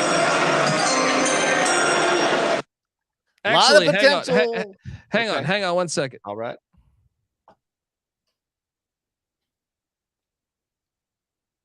We're back on the college football experience. NC Nick's on the clock. We're rattling through all the top 30 games. Go listen to the first draft picks we had. Also, we talked a little Matt Rhule, Nebraska, Colorado, trash talk going on, and also our opinions on the triple option and what is happening with the NCAA getting rid of cut blocking. We talked it all on part 1, so go listen there. But right now it is on NC Nick with his pick. So yeah, there's really some nice Sunbelt games here, but I'm going to take you to one more bigger game. It is SEC versus the new Big 12 school, BYU at Arkansas. It's the return of a home and home from last year. The Razorbacks went into Provo and won 52-35 with KJ Jefferson, who's also returning at quarterback. He threw for over 350 and 5 touchdowns, while Rocket Sanders also ran for $175 and 2 touchdowns. So a lot of offense last year. Probably will be the same this year, but good game. No, great game, and I love the fan bases here. You got the type that Arkansas fans that will grab a fucking a possum or a raccoon or whatever the fuck it was in their baseball stadium and lift it up, chug a beer, and then later check themselves into the hospital with rabies. All right, and then you have the BYU crazy fan base, which is awesome. It's an awesome fan base, but it's definitely a little different. And so you got that. So the contrast of both those fan bases, hilarious. I also think this is going to be much better of a game than last year's game because Arkansas took major hits. They lost their offensive coordinator. They lost their defensive coordinator. They lost their entire defensive starters. I feel like majority of those guys are gone, and they have a lot of turnover and position coaches left too. So the cupboard's a little bit empty. I've heard a lot of speculation that maybe Pittman, they're on the decline from that rise, but I like Sam Pittman. I think he might be able to keep it up there. But then you have BYU entering, Power 5 play, and they just landed a big transfer this week, a starting offensive tackle from Oklahoma State. They got Keaton Slovis. They're an interesting team. I actually had them as one of my surprise teams that I think could play for the Big 12 championship. I'm not going to say they're definitely going to play for the Big 12 championship, but I think they could. I really think they could. It's a big game here in Fayetteville, and I love both fan bases. Patty, what do you make of BYU Arkansas? Well, no, sorry, I missed that. What did you say was the status of KJ Jefferson? He's gone? Back, but Kendall Briles is at TCU. He lost his Barry Odom's now the head coach of UNLV, and that whole defense was gutted. As far as like graduation and portal. Still, I feel like maybe this is an opportunity for old pulled pork Pittman. Pulled pork Pittman. Big get fan. The running game established more so without Briles there running the show. Is Rocket Sanders back? I believe so. Let me double check. I think so too. He's a baller, man. Yeah, he is a baller. I want to see. Yeah, he's back. There you go. Yeah, he is a baller. That dude's he is a beast. You know what he reminds you of? Tyreek Hill. Just like Tyreek Hill. Different positions, but no, Rocket Sanders, the running back. Yeah, he reminds me of Tyreek Hill in terms of just being an absolute muscle of a human being. Oh, I got you. Okay. You know, I thought you meant their games. I'm like, I'm very confused. I mean, kind of. I mean, if you put Tyreek Hill at running back, what are you gonna say next? Rocket Sanders reminds you of Neil Okowitz. I don't know. I have no idea who Neil Okowitz is, but little linebacker for the Redskins in the 80s. Yeah. Okay. Like Al Greco and Rocket Sanders have a lot in common. Well, if there was a super, maybe Reggie Roby and Rocket Sanders remind me of each other a little bit. We're dating ourselves with each and every comment here. Look, KJ Jefferson, very good quarterback, probably underrated. And I think BYU, how do they travel? Are they a good road team? Yeah, they've won they've played pretty well. They've won in Austin. I know that much. They should have won in Camp Randall, but they missed the extra point. I still think Arkansas is going to get the better of them, but I think BYU will make it interesting and talk about a statement for BYU and the Big 12. That'd be a nice look. It's a great game. The fan base is. It should have been played way higher. The fan base is here. Phenomenal. All right. I mean, this is a 10 times better game than Virginia. This is Maryland. one. Look, if you ever want to do, I hate neutral site games, but this would be a hilarious neutral site game because of potential fights. You got the put it in like Vegas or something. Oh man, could you imagine the fan bases here? I feel like BYU, I want to see this on campus, but at the same time, like this is gold, right? For people whose like mindset is completely devoted to their religion, they fight more often. You know, I think there's pent up like aggression from not drinking at all that BYU fans have. That maybe you drink a little and you fight a little less, but either way, they're going to be chippy when they get over there. So it's kind of funny. This was a couple years ago, so maybe it's changed. Maybe 3 or 4 years ago, Colby was telling me about like the breakdown of listeners and what state they're from and everything. I think we had like 0 listeners in Utah. They saw us drinking a beer. The first comment of an alcoholic beverage. They're like, I'm out. Let me go punch someone in the face. And then they saw a Patty C shotgun a beer and their just head exploded. Right. And then I dropped that Jim McMahon episode and we got a couple. But I'll say this. It is interesting when I look at that sometimes and I see like somebody was listening to us in the Middle East and I'm like, what the fuck? Who is listening to us in the Middle East? Probably a fucking army guy, man. American soldiers, American soldiers. That's true. Right. That's true. But normally like you'll pinpoint the country and you're like, I don't know, someone in Jordan is listening to us and you're just like, huh? Interesting. I did not ever think I would reach over there. I feel like we had a Russian following until you started blasting Hulk Hogan theme song. It happened. Hey, I'm not sure what came first. The was it the cart or the horse? But there was a big following in Australia too. I think. I don't know if that was. That's still there. That's still there. Was Australia that before? Does it solid for us. Was that before the whole Pitt Dundee thing, or did that help? Well, I think that helped. I played into my. That's called recognizing the room, guys. All right, and comedy background coming into coming clutch here. Love that matchup. Patty C, it's back to you, buddy. Let's give the people what they want. Okay, I'm gonna. I don't even think did they demand for this. Did they? Well, I want it, and I'm gonna tell the people that they want it. Okay. So let's tell those Mormons that they want a shotgun of beer. There you go, Mormons. We're gonna do it Harrisonburg, Virginia style. And guess what? Even though the game's not being played there, it involves. They might still shotgun. I could see them shotgunning like a fucking. What was the little hugs? Remember those little hugs? All right, little juice boxes. I can see that. There you go. See that. Let's go, Mormon. Step your game up. Shotgun some. Nothing like a sugar rush to your dome. That's right. All right. Look, James Madison at Troy. These are two excellent teams last year. Troy's record was what? 12-1, right? 12-1. No, they lost twice. They lost to Ole Miss in the season opener, and then the Hail Mary to App State. They should have been 12-1. So 12-2. JMU slid down the stretch, but did finish first placed in the Sun Belt, 8-3 overall, despite not being allowed to play in the Sun Belt championship game. This game very much likely to have a factor in the Sun Belt race. Sun Belt what really impresses me about both these teams? The line of scrimmage. To me, they're like, they kind of remind me of like a Big Ten or SEC team. Dude, I will say that about JMU. Yeah. Like that was the first thing that stood out for me. We had some skill position players, but we have some tanks up front. Yeah, they're like a physical ass Sun Belt team, dude. Here, I'm gonna shotgun this. Go for it. All right? This is for the Sun Belt championship in our first year eligible. All right, Nick. I'm gonna get your opinion on this in a second, but first, I want to tell the folks out there that the college football experience is brought to you by Underdog Fantasy. NBA, the NBA and NHL playoffs are here, and what better way to get down on some player prop parlays than over at Underdog Fantasy? Besides the daily NHL, NBA, and MLB games, they've also already got NFL best ball drafts with a guaranteed $500,000 in prizes. Head over to UnderdogFantasy.com. Use the promo code SGPN for 100% deposit bonus up to $100. That's UnderdogFantasy.com. Promo code SGPN. Nick, you're a Sun Belt, Fun Belt specialist. What do you make of JMU and Troy? It's a fantastic game, man. It is. It should have been the rematch of last year's Sun Belt championship. It wasn't for that dumb rule that made JMU not eligible to play in that game. So, yeah, I think it's probably the two best teams in the league. You might argue South Alabama there too. Maybe there's some other teams you could argue also, but I think it's a fantastic game, and it's certainly going to have an impact on the Sun Belt race. Yeah, I'm trying to pull up. I see they've played before, but the website just seems to be JMU. Maybe not masters at handling their website. So let me see if I can find it over at Troy because it seems to be stuck. So let me see Troy and JMU football history, or maybe it's our internet. Shit, I don't know. Anyway. They've played before. I see first matchup was 27-7. Troy won.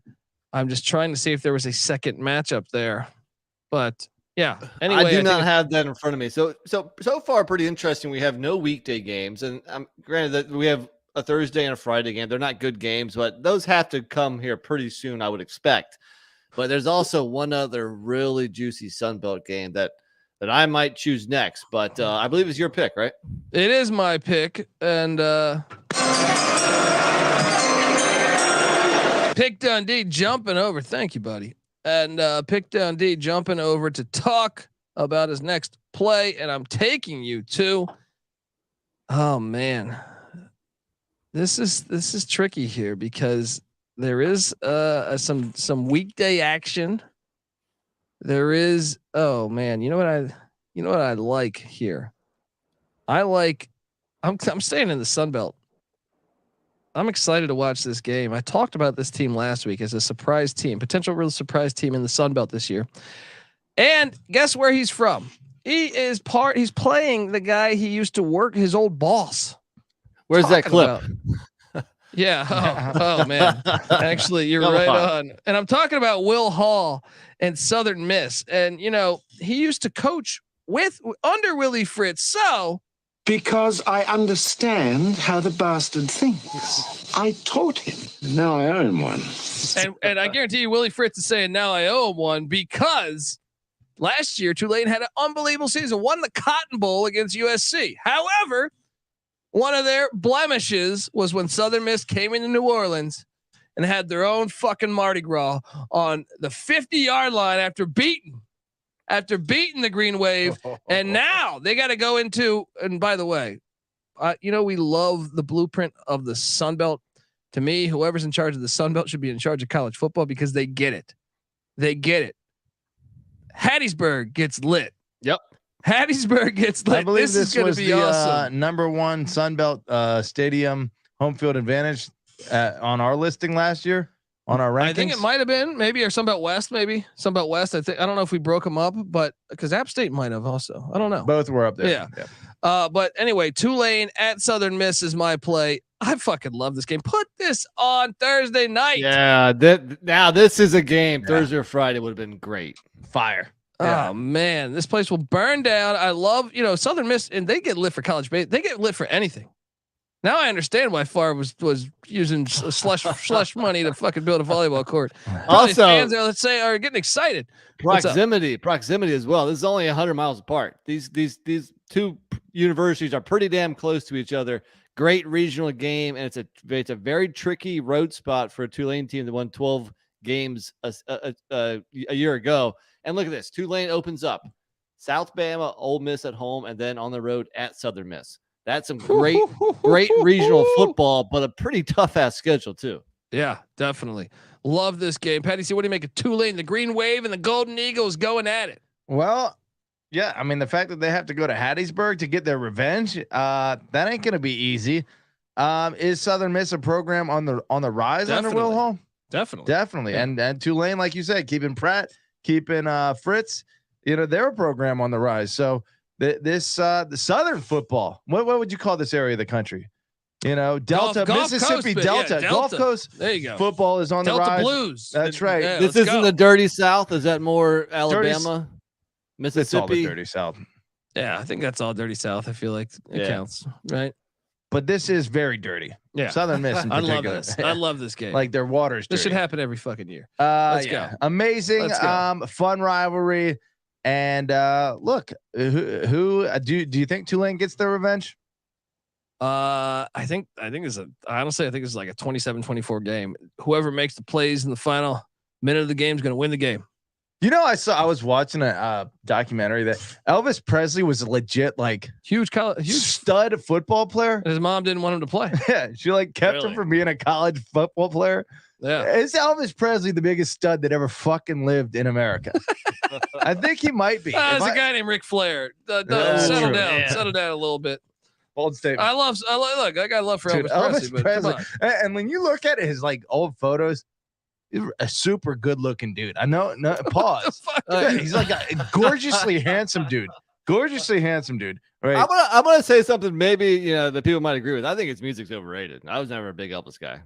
Well, he didn't write his songs. I mean, right. but he stole all his music. Yeah, right. Look, details. Yeah, little details. Look. Elvis Presley's probably sitting around there saying, "Sometimes may be good, sometimes may be shit." But look, I would not. I don't think he's overrated. I think his music's good, but there's I think it's overrated. Yeah, a little different. But anyway, okay. Well, you just want to be his teddy bear, and you weren't. So anyway. I can't talk to this son of a bitch. I can't talk to that son of a bitch. I really can't. I can't. NC Nick, you're on the clock. I hate to do it, but apparently the Sun Belt has hijacked the show because here's another one. South Alabama at Oklahoma State. I think this game's got another potential upset written all over it. The Jaguars should have beat UCLA on the road last year. This year they go into Stillwater and get it done. Dude, I gotta be honest. Shout out, Sun Belt is my favorite fucking conference because I love all their matchups, like they're not Coastal's at UCLA. I know that makes no sense from, but it's awesome. Southern Miss, Florida Atlantic State. Ocean versus Pacific Ocean. Little ocean battle. Then you have JMU, Virginia. I like their chances in some of these games, man. I could totally see South Alabama winning this game. Patty, so what do you make of this one? Oh, of course. I mean, like you guys mentioned last week, you were ragging on me for picking South Alabama. They didn't have a great quarterback play with Spencer Petras or without Spencer Petras last year. South Alabama? Oh no, Oklahoma State. Oh, okay. So Spencer Sanders. Petras. Yeah. Sanders. Rather. Jesus, Spencer Petras. So I was confused. Spencer quarterbacks. We Spencer Sanders might write us. He might fucking bomb this place. All right, you call him Spencer Petras. That's a tough one to mistake him for. Spencer Petras, Spencer Rattler, Spencer Sanders. Spencer is the new gunner of quarterback names, apparently. Anyway, without him, are they still an average program? They don't have the great running back play that they've had in the past, Oklahoma State. So is Mike Gundy reliant on elite talent to run that offense? And does he have it? Meanwhile, South Alabama, like you said, 10-2 last year? Yes, I'm trying my internet. Are we live still? Yeah, I think because I don't know my internet. I can't research anything right now. And but I believe South Alabama beat them one time on the internets. I believe. Can you find that history? Is it just my computer here? South Alabama was 10-3. No, but I believe they have beaten Oklahoma State once. I thought they beat Oklahoma State once a while back. I'll try and pull that up. In the meantime, I do think there is a upset potential though. But Stillwater. No, they certainly haven't. Oklahoma State won 55-13 in 2018 and 44-7 in 2017. What the fuck am I? What am I? Oh, you know what it is? Oklahoma State lost to Troy. They lost to Troy. That's what I'm thinking of. Now you're going to start offending the folks at South Alabama. I know. That's like me mistaking Georgia Southern for Georgia State. I caught so much flack for that shit. And it was just a typo. Sorry, people. All right. Anyway, in 2007, Troy beat Oklahoma State 41-23, and then in 2010, Oklahoma State escaped with a 3-point victory. There we go. Susceptible to the good folks of Alabama. This game, watch out, man. Oklahoma State's kind of a mystery team to me, and much like we said, Mississippi State. I think each conference, you can kind of say there's some mystery teams out there. Like Arizona State, I have no idea what to expect. Mississippi State, I have no idea what to expect. Oklahoma State got raided in the portal, but Gundy sometimes he's proven this has happened before, where Gundy then just like somehow pulls like a 10-win season out of his ass. So I have no idea what to expect from Oklahoma State. I just know that they'll probably have a winning record. Is Gundy a good coach? Yes, definitely. Is he better than Lane Kiffin as a coach? Yes. I think he is. Yeah. He's done more at least in his career, but doesn't get quite the love that Kiffin gets by the media or whatever. Well, Kiffin plays into that shit too, though. Yeah. I think Gundy is a good coach. Still rebounding. South Alabama will give him a challenge, but either way, a good game. Just a good football game. Yeah. Where are you going here, Patty C? This game's long overdue. It's a Friday nighter. Army traveling to UTSA. It was so much better when I knew they weren't running out of the gun. Yeah, it's tough. That does diminish this game a little bit, especially the triple option going into Texas. Talk about, like we've mentioned 1,000 times before, they have fucked up the state of Texas. Texas football has completely at the high school level evolved into what feeds the Big 12, which is the spread offense, and they are not prepared at all for the triple option. Army moving into the shotgun probably very much favors UTSA here, but like we mentioned also, San Antonio, the Alamo, a big Army hub, probably a recruiting trip for the Army as much as it is for a football game. Either way, I like it, and I think it's going to be entertaining football. Yeah, I mean, look, Army should have beat them last year. They had them beat, and UTSA battled back. Frank Harris, Captain Harris, he's a beast. And they somehow found a way to magically win that game. But Army had that thing won. Nick, what do you make of Army heading to the Riverwalk? Yeah, I was about to say this was a ball game last year, and being a standalone game, it definitely deserves to be played here. Nice game. Wait, this is the game that you guys got your over on. I was counting for 3 straight losses for UTSA to UTSA went like 11-1, didn't they? No, they lost 2 of their first 3, right? Oh 2. no, they lost to Houston and to Texas. Yeah. So if they had lost this one, I think that number's at 8.5. Yeah, then when it was at 8.5, they still. But I thought if they lost 3 in a row, it would have been hard to win 9 in a row. I think this game breathed a little life into their season. Either way, if they had won the next 9, they should have beat Houston. They gave up a 17-point lead. They legit covered. They were a damn good football team. And what was their final record? I think 11-2. 11-3 with the bowl game. 11-3. Okay, that's 2 great freaking seasons in a row for UTSA. Yeah. Army's going to have their work cut out. And Frank Harris, they said Florida was trying to get Frank Harris. Auburn was trying to get Frank Harris. UTSA ponied up the money, kept him in San Antonio. Let's go. Let's fucking go. All right. NIL working for the little guys. It bounces back to old Pitt Dundee, and from one service academy to another. Question is which service academy game do you play? Do you play the weekday game with all the eyes on it? I'm not, because I like this rivalry game. Utah State is heading to Colorado Springs to take on Air Force, and you better believe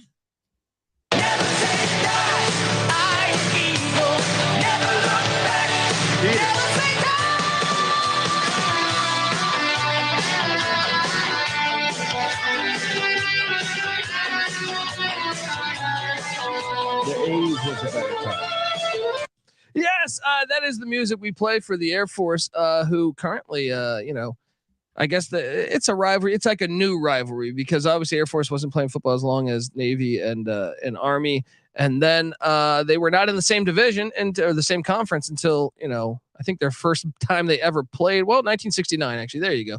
So Air Force, believe it or not, does not hold the lead in this series. Utah State does. So, I'm sorry. No, Air Force does by 1. I was looking at the wrong site. Nick, what do you make of a little Mountain West action early in the year? This game is on Saturday, and it's going to be hard to find it on my TV because there's just so many other games here. The game's decent. I wish it was like Friday night or something, but I think there's some better games. I think there's some better games. Mountain West hater, man. This is just as good as some of those Sun Belt games. I think you swung and missed there, buddy.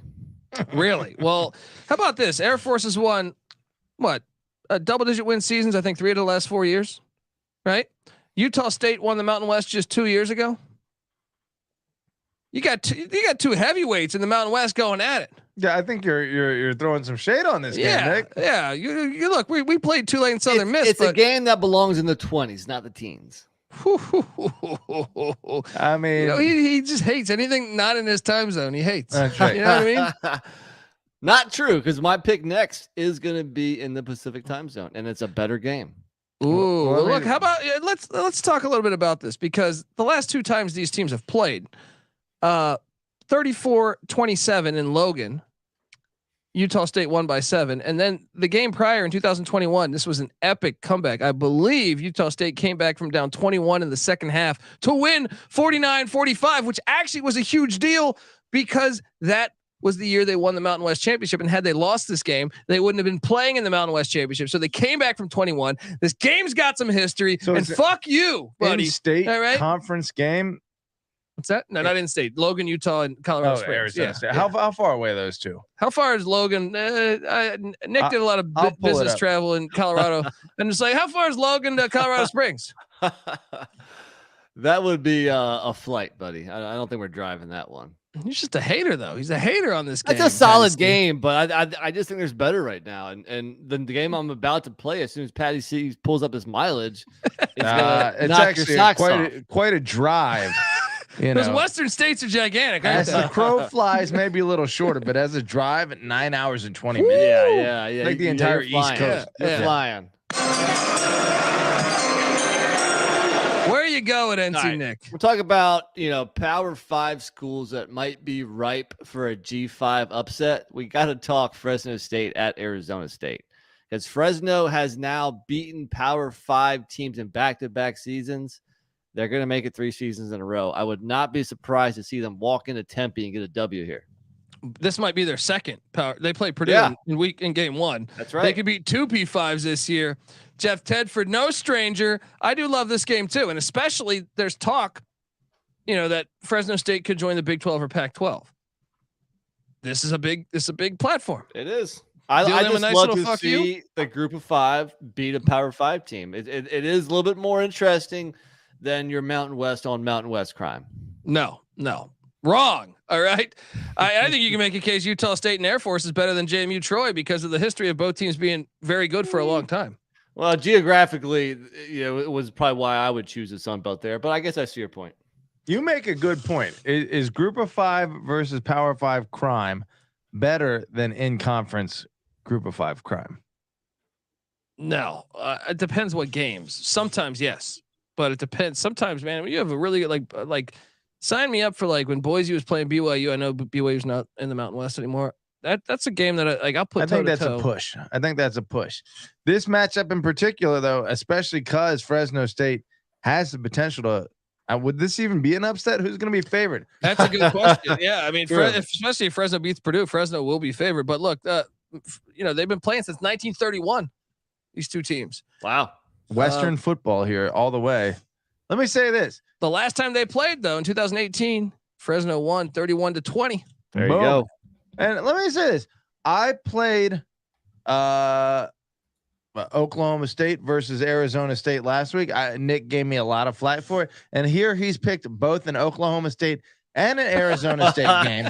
But right? Because we have the possible G5 upset. That's the key. If it's just 2 average Power 5, you're like, That's true, because you did appreciate my Fresno against UCLA play last week, which would also be the same thing. We know where Nick. San Diego State, UCLA. Or San Diego State, rather. I'm an open book, man.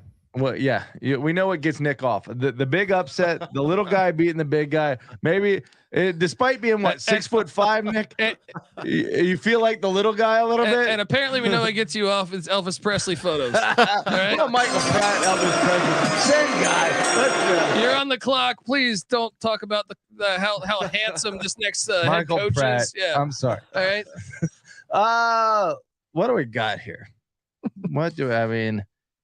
How's Jeff Tedford's looks? Does he get the stamp of approval for you? Jeff Tedford's a good-looking fucking coach. guy. What are you doing here? We're starting to hit the real tough part of the slate here. Oh boy, what do you got? What are we doing here? There's a lot that I love. There's a lot that I love out there, buddy. There's not that I like. I think this is a tough part of the slate. But you know what I'm gonna do? I'm gonna stay with the weekday theme. We're gonna go. This is not that good of a game. We're at the tough part of the slate, but hype this up for me.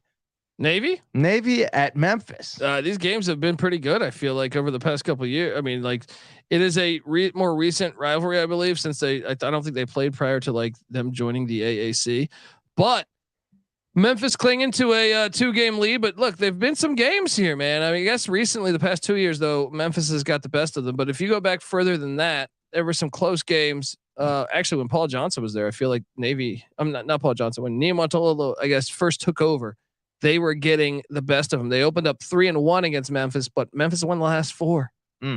I'll say this: for the number 20 game on our slate, it has Thursday almost entirely to itself.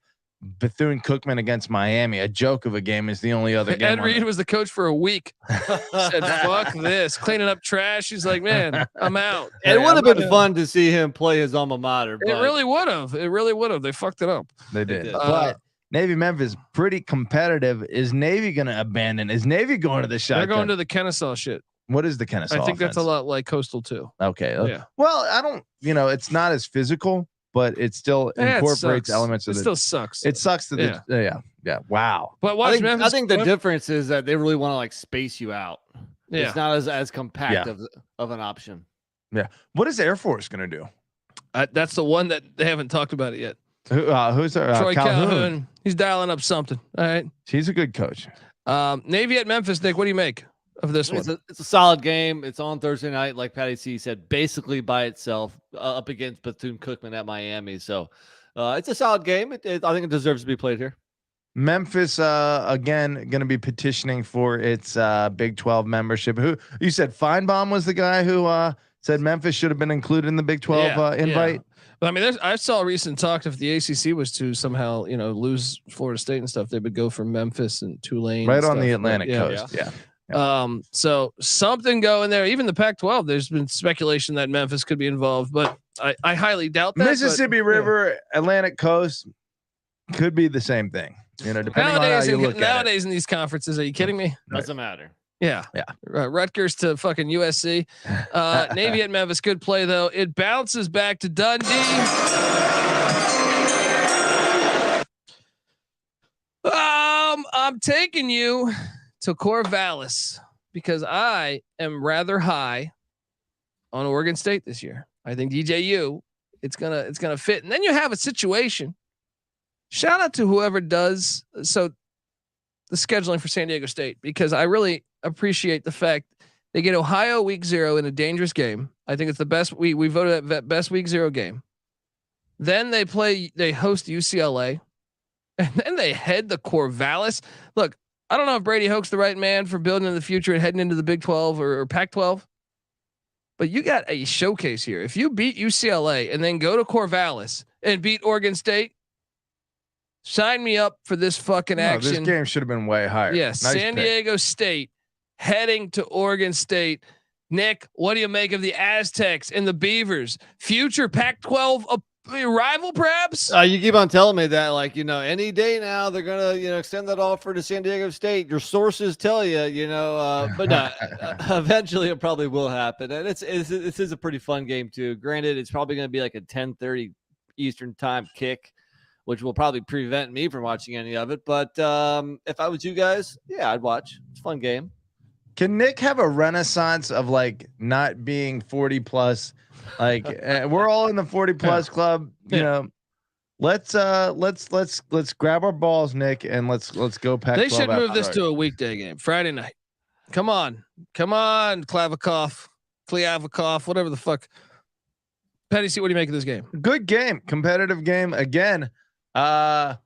What had been, what the makings of a very physical game with poor quarterback play, with the addition of DJU at Oregon State, with Brady Hoke coming out and basically calling his team, I want to be more of a pussy program. That's what he said. He had a press conference, guys. We want to be more pussy. All right.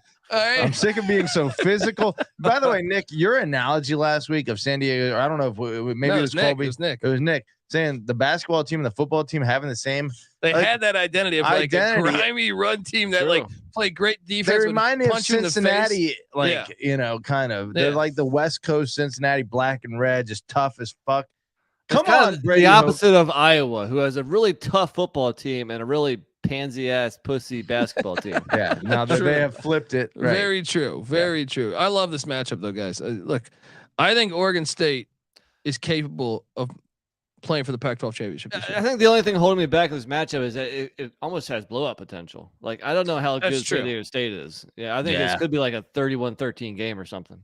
True. Very true. But San Diego State has had a great record against the Pac-12 in the past 10 years. But they have taken a step back, and Oregon State with DJU stands to take an even further step forward. True. They could be a great Pac-12 team. Nice Beaver. Hello. All right.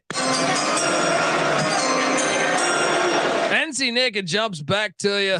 Well, I guess I'm kind of sensing a theme here, which is, P5 versus G5. So let me take you to another one. Iowa State at Ohio. It's always interesting when the P5 goes on the road, especially when it's a decent program. And I think the Bobcats of Ohio are probably the class of the MAC. So if Iowa State doesn't be careful, we could potentially see a close game here too. And if it comes down to the wire, who knows? And Ohio 0-6 all the time against Iowa State, but this is their first one they've ever played in Athens. Yeah. Let's fucking go. That tends to have an implication. How is Iowa State's recruiting been? Has Matt Campbell really raised the profile? I think his thing is he develops. But there's one thing to develop, and there's another thing to get talent. I think Decker's in their running back. Their running back, I think, is a 4-star. Yeah, they've considerably improved. What I'm saying is, are they going to just completely out talent? Because Ohio had who was running the Curtis Rourke. but no, the coach. Tim Albin is the new head coach. Solich was a developer, but Albin has taken that to the next level, man. Albin's done great. Yeah. What do you have, 1 or 2 years now? No, Albin. well, 2, but he got thrown to the wolves. Really, like the Solich situation happened in like late August, and I think Ohio, is a live dog here at home. And I think the talent disparity isn't going to be gigantic. I think the player development is going to be, similar.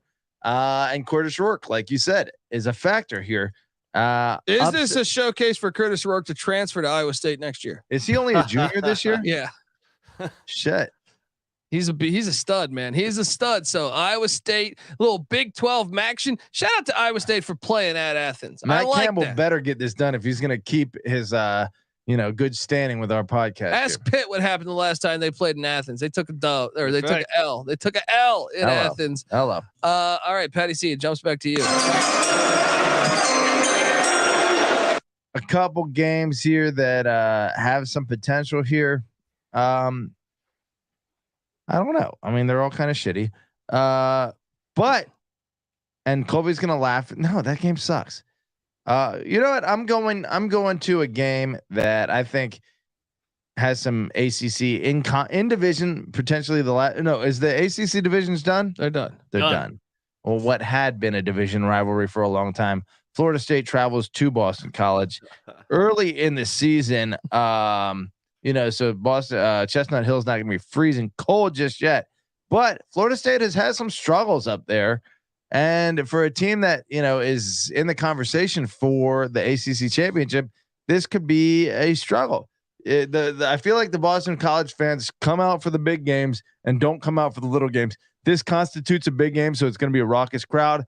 Could the Screaming Eagles get it done? Well, actually, Florida State's kind of so they won 44-14 last year.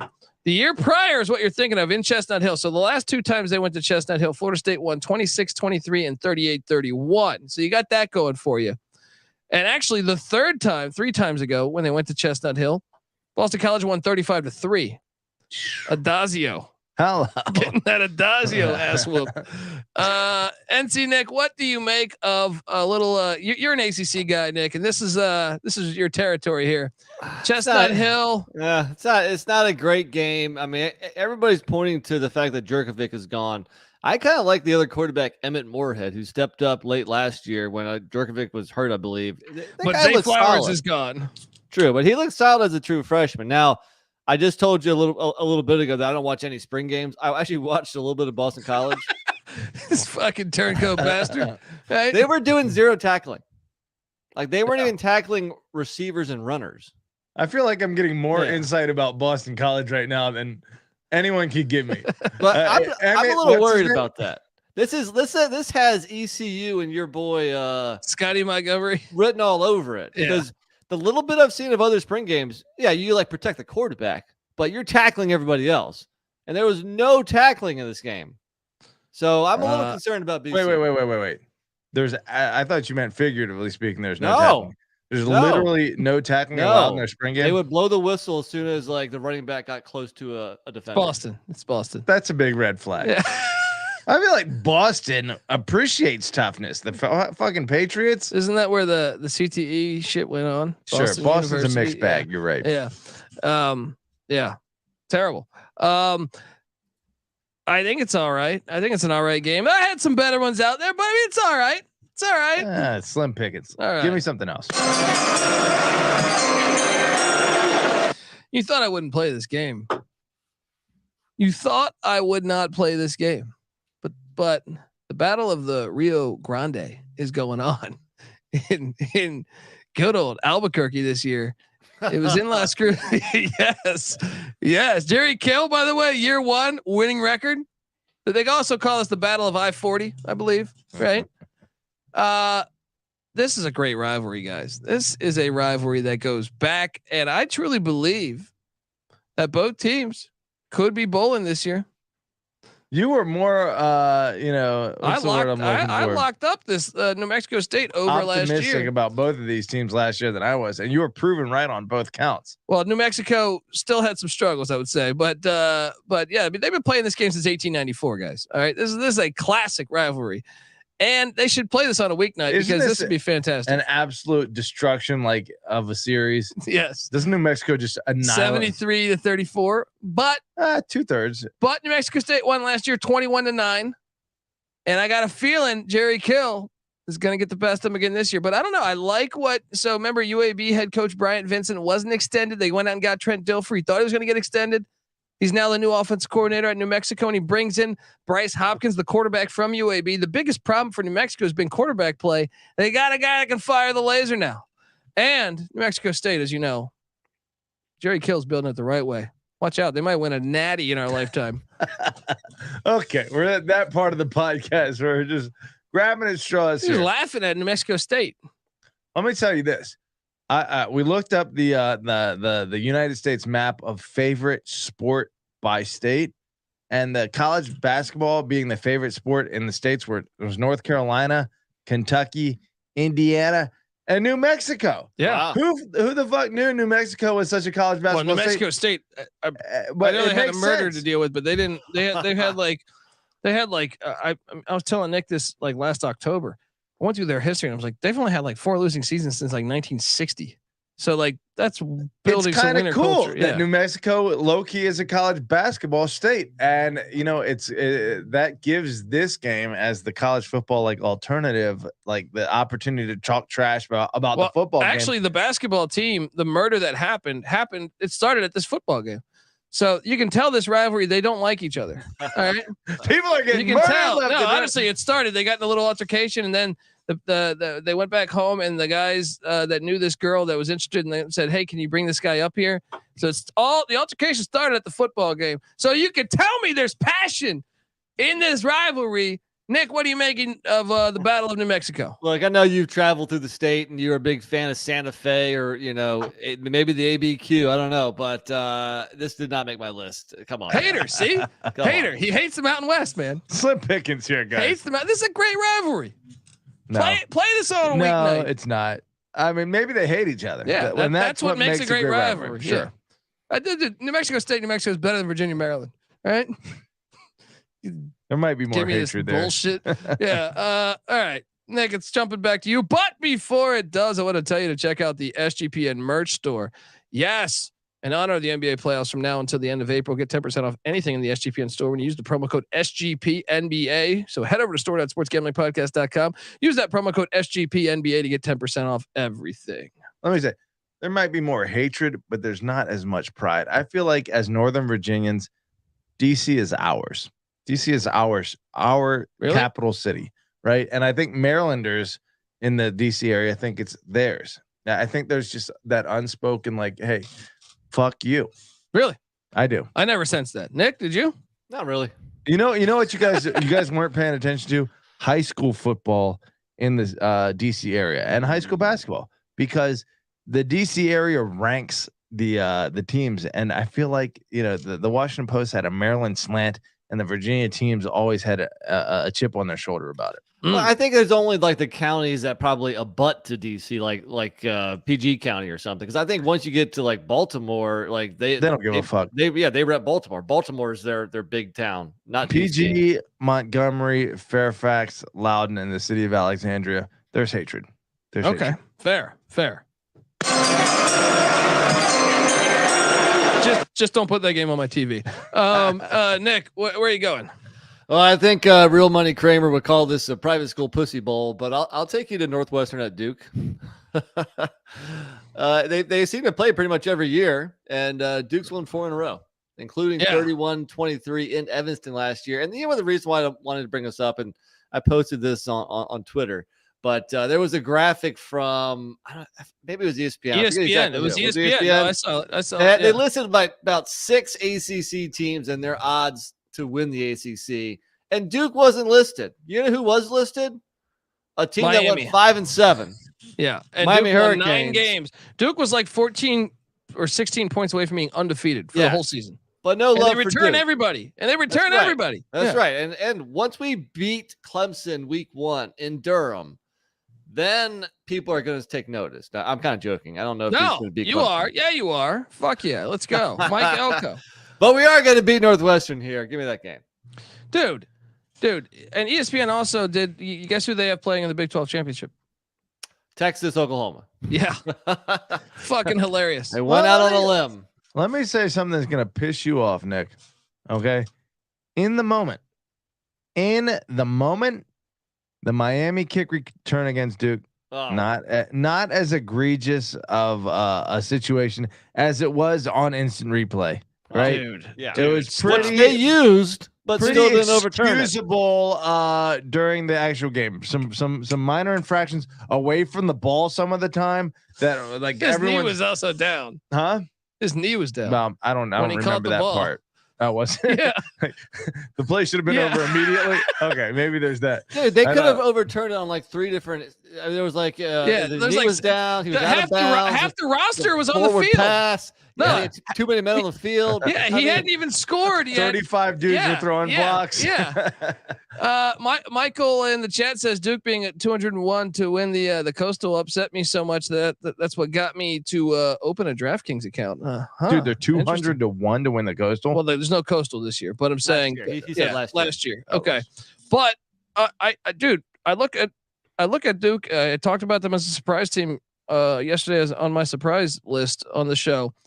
They return everybody. The schedule's to me a little bit harder because they get a lot of the Atlantic teams, but Riley Leonard, remember the name. I think Mike Elko is one of the best coaches in America. So I think, I wouldn't play this because I think they're going to fuck up Northwestern. They've gotten the better of them, and not Narduzzi, Fitzgerald. How do I mistake an Irishman for a fucking Italian? My ancestors are spinning in their grave right now. Fitzgerald's had some trouble lately. Yeah. He better get it turned around. It's a big year. It's a big year for him. What do you like that? You like that game? Duke's owned them lately, though. Elko's going to embarrass him. Yeah, I think so. ACC. And we just hit the 2-hour mark, so might want to start. Let's ratchet it up. What are you doing here, Petty C? Let's go to a decently even matchup here. Louisville versus Indiana. What was I hate this game. A match between a coach that had previously played as an arch rival to Indiana. True. At Purdue. Why do they got to play this at that Jeff filthy Brom, roller rink though? Yeah. Now at Louisville, which may be like geographically pretty similar from Purdue to the to Indiana. What is that? Bloomington. You don't even need it. Whatever. Bloomfield. Either way, the game's being played at a roller rink. Like Colby said. They play this at this stupid stadium. God. Well, if there was ever a game that needed a neutral site to hype it up a little, it's this. I actually think if it played on campus, I think it's kind of interesting. But it is the fact that it is in Indy, it makes it worse for sure. Yeah. What do you call this area of the country? Louisville, Indiana. This is Rust Belt, or is this KKK land, or is this what are we calling this? Well, I do believe the KKK started in Indiana, correct? Yeah, that's funny. A lot of people think it's Mississippi, which I'll be honest, I would have laid that as like minus 500. But a bit shocked when I found out that it was Indiana. This game sucks ass. All right, this game sucks ass. But I do think Louisville is going, and Michael's talking about this. I got Louisville playing in the ACC championship this year. Yeah, Colby's super high on Jeff Brom, rightfully so. And their schedule. Yeah. Indiana was supposedly Tom the best Allen. team in the country 2-3 years ago. Yeah, not by me. Not by me. Tom Allen coaching for his job, so maybe there's a game here.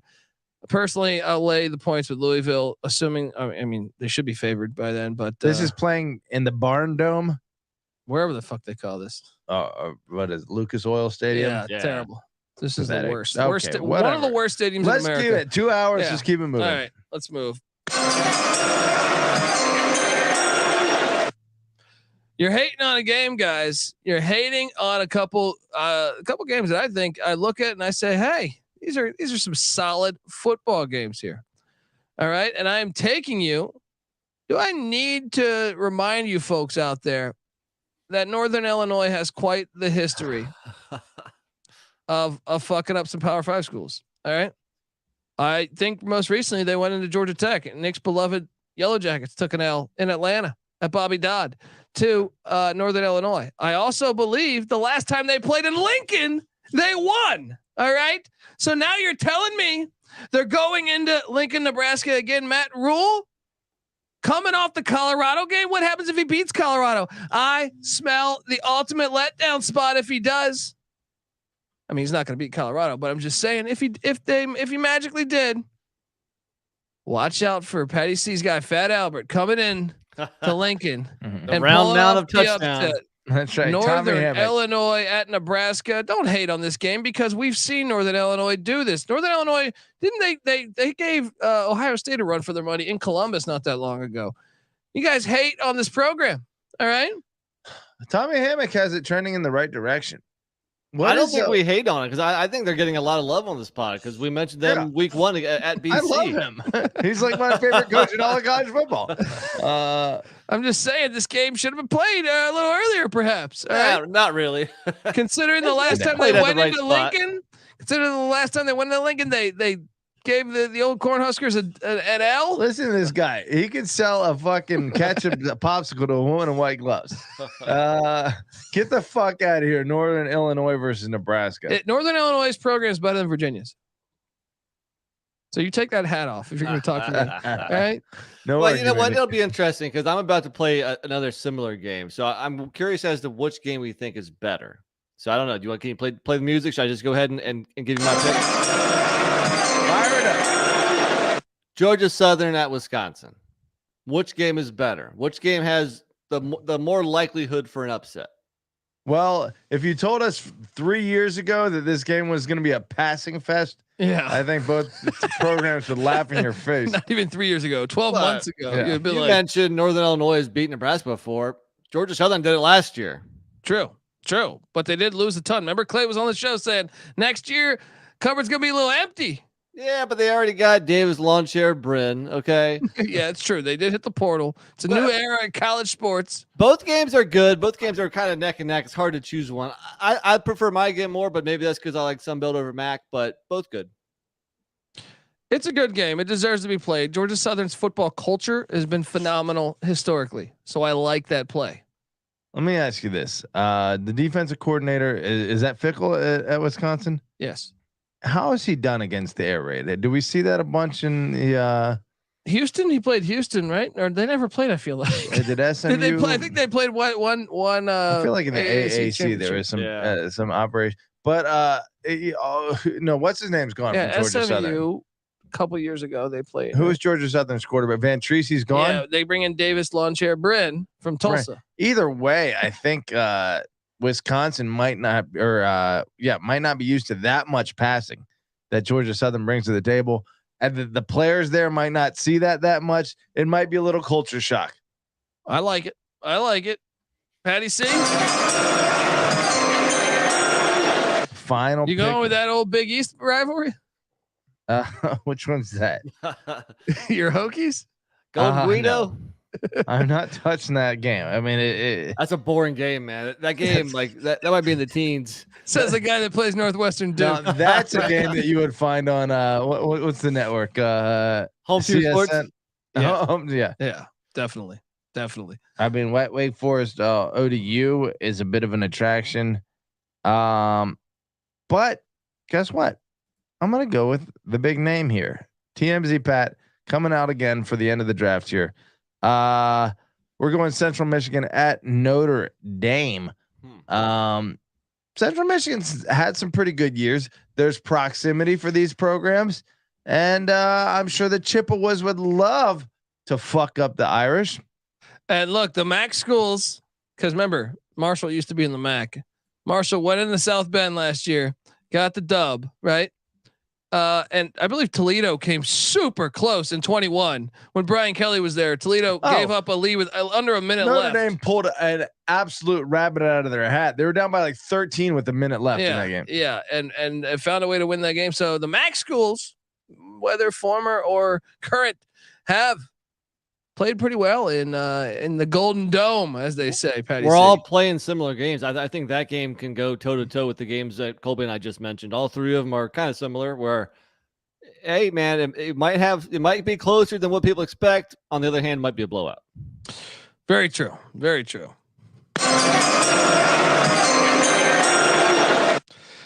Surprised Patty C didn't play his beloved Miami Cincinnati rivalry. I saw it after the fact. And I just brought up the rivalry. This is the most played rivalry in Cincinnati's history, and they only have a 32-27 lead according to Sports Reference. I think it goes way further than that, though. Sports Reference, for some reason, only goes back so far. It's a pretty even series. Okay, and look, they're vulnerable right now. Cincinnati, yeah, this would be an their starting linebacker just hit the portal. They're a little. I kind of rooting, even though I love Cincy, I'm kind of rooting for Miami, Ohio in this one. Miami, Ohio at Cincinnati is my play. We're staying Mac. Look, I thought about playing Sac State, Stanford because of the Troy Taylor just leaves Sac State, goes to Stanford. DC from Sac State takes over, so there's a lot of familiarity there. I like Miami, Ohio at Cincy. What do they call this rivalry, Patty C again? Jeez, I don't know. I feel like there's a name for this rivalry. Nail in the fucking coffin. Shit. I don't know. I like this. Another one I almost played was North Dakota in the FCS, the Fighting Hawks at Boise State. Something about that's perfect. But this is the one that wins because of the history. They've been playing this game, I think, since the 1800s. The Victory Bell. Yeah, Victory Bell. There we go. Nick, what do you make of Miami, Ohio at Cincy? And I actually think this game might be closer than it's been for a long fucking time this year. Yeah, I would agree. And I like the rivalry and the history fact. And, I mean, we're getting to the bottom of the barrel here where there's not very many great games left. So I think it deserves to be on the list. So boom, I like it. Let me say this. My Ohio as a state has an exotic name, black and red programs all throughout, like Ohio State, Cincinnati. I guess Cleveland's not really black and red, but then Miami, Ohio, Miami's a cool name. Cincinnati's a cool name, both black and red. There's a lot of cool ass shit going on in this game. All right. It's fun to watch. I like it. Was that 30 or what number is that? That's 30. That's 30. That's the 30. final pick of the draft. But now we play our FCS on FCS. You cannot play North Dakota Boise. You cannot play Idaho Cal, even though I think those are going to be games. All right. You got to go FCS against FCS. Jackson State's playing Texas State. Can't play it. So NC Nick. I'm going to go Furman at Kennesaw State. Kennesaw's trying to make the jump up. They are next year. Next year. And meanwhile, Furman won 10 games last year. So I think this is a fun game. We'll see what that Kennesaw State triple option-ish offense can do. SoCon. NC Nick's, besides the Sun Belt, he's a SoCon specialist. All right. I love this game, and I think it's fantastic. Patty C, what do you make of Furman? Mark Furman taking on Kennesaw State.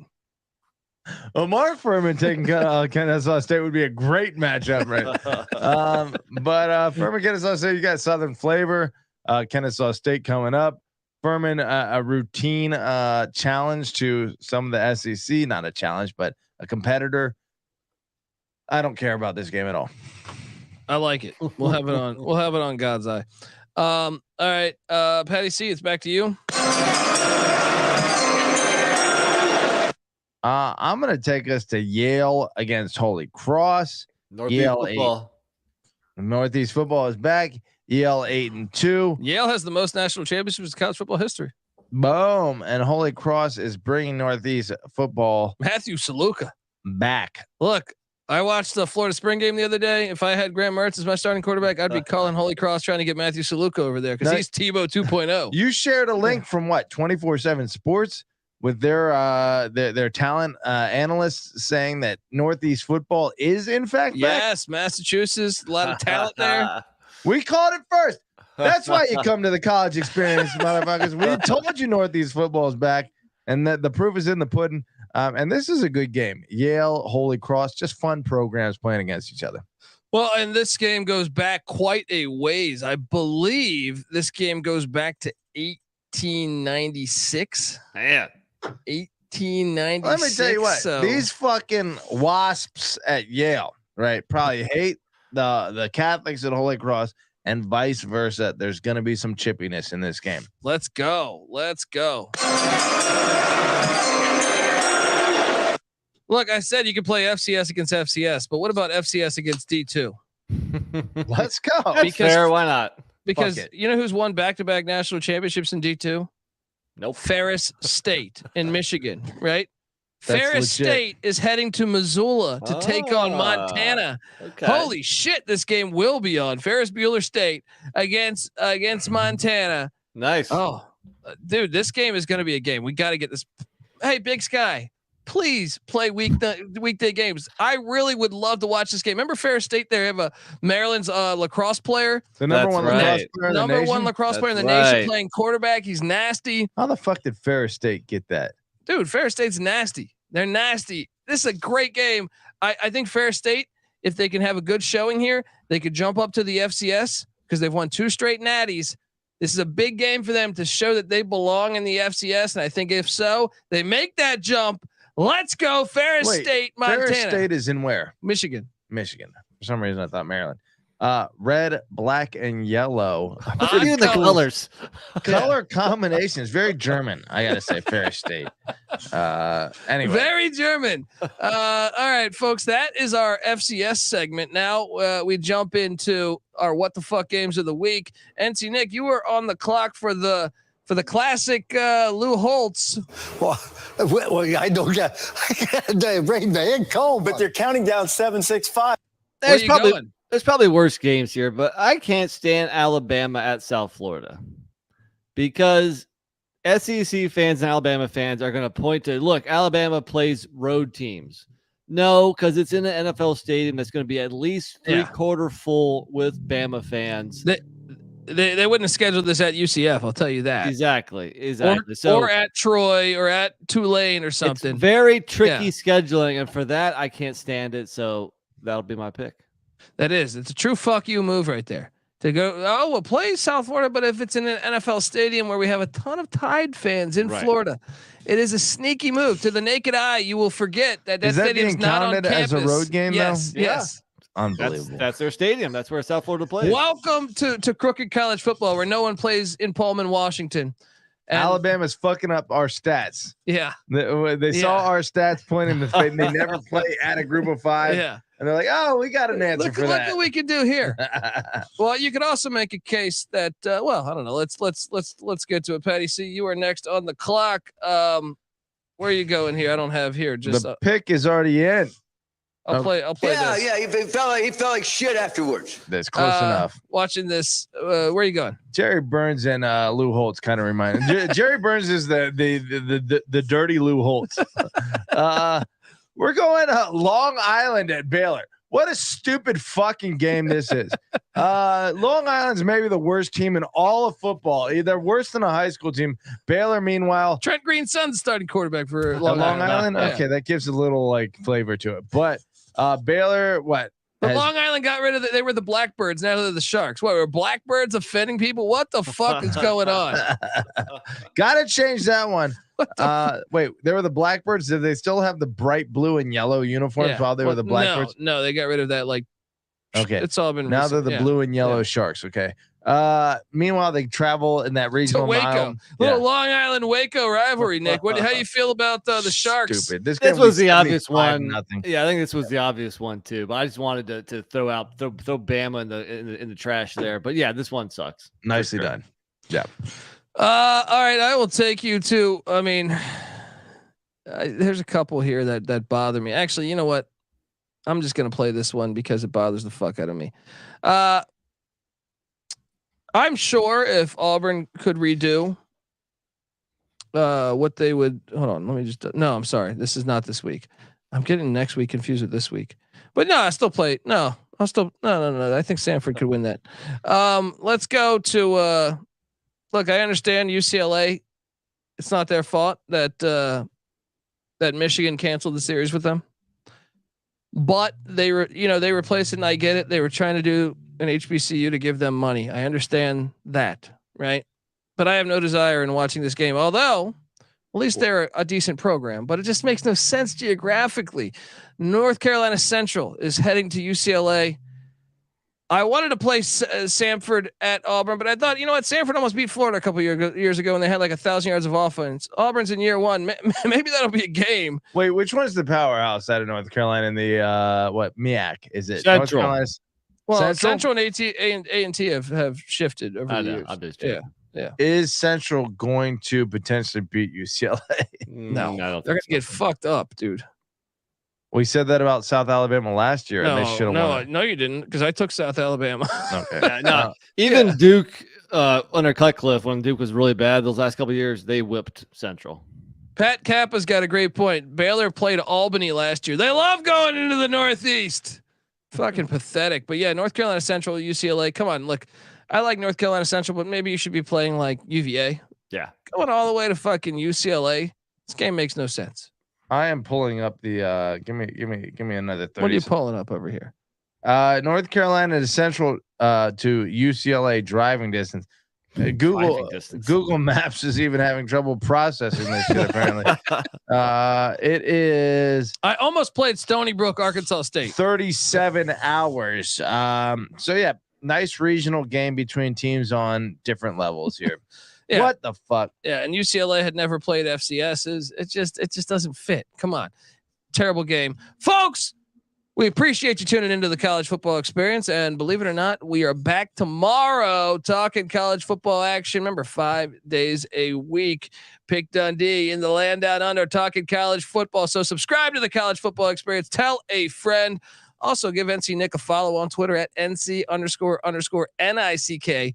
Me, Nick, Pat also host the USFL Gambling Podcast. So you can catch us there if you like some spring football there. Patty C is on Twitter at Patty C831. Give him a follow. And I'm on Twitter at the Colby D. The college football experience is on Twitter at TCE on SGPN. And remember, we also host the college basketball experience. We also host the college baseball experience. We come together as one on YouTube, youtube.com/the college experience. Subscribe and tell a friend. XFL fans out there, I host the XFL Gambling Podcast, also part of the Sports Gambling Podcast. Check out those shows and get the SGPN app for free in the App Store and Google Play Store. A lot of great college football and basketball articles come out there. You'll have free access to it. And come talk college football with us in the Discord, because we do that nonstop. I saw NC Nick already stirring it up with those Northwestern fans talking shit. Let's go. sportsgamblingpodcast.com/Discord. Hop on over there and talk trash. Tell us who you think, who's your team and what do you think they're going to do this year. Let's have some fun. Until then, until tomorrow, this is the college football experience. You better start thinking about yours, and we out of here.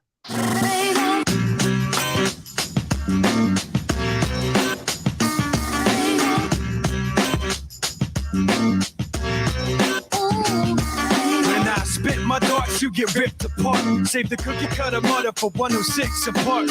Cause of your liquor will I sip your heart. You never dumb it down, dog. If you're smart, I throw out a couple of lines. Biters are quick to cross. Fishing you on a dick to lie. Pitch you off, it goes. Tits and bras, lips and jaws. I use my common sense to see the bitch and all.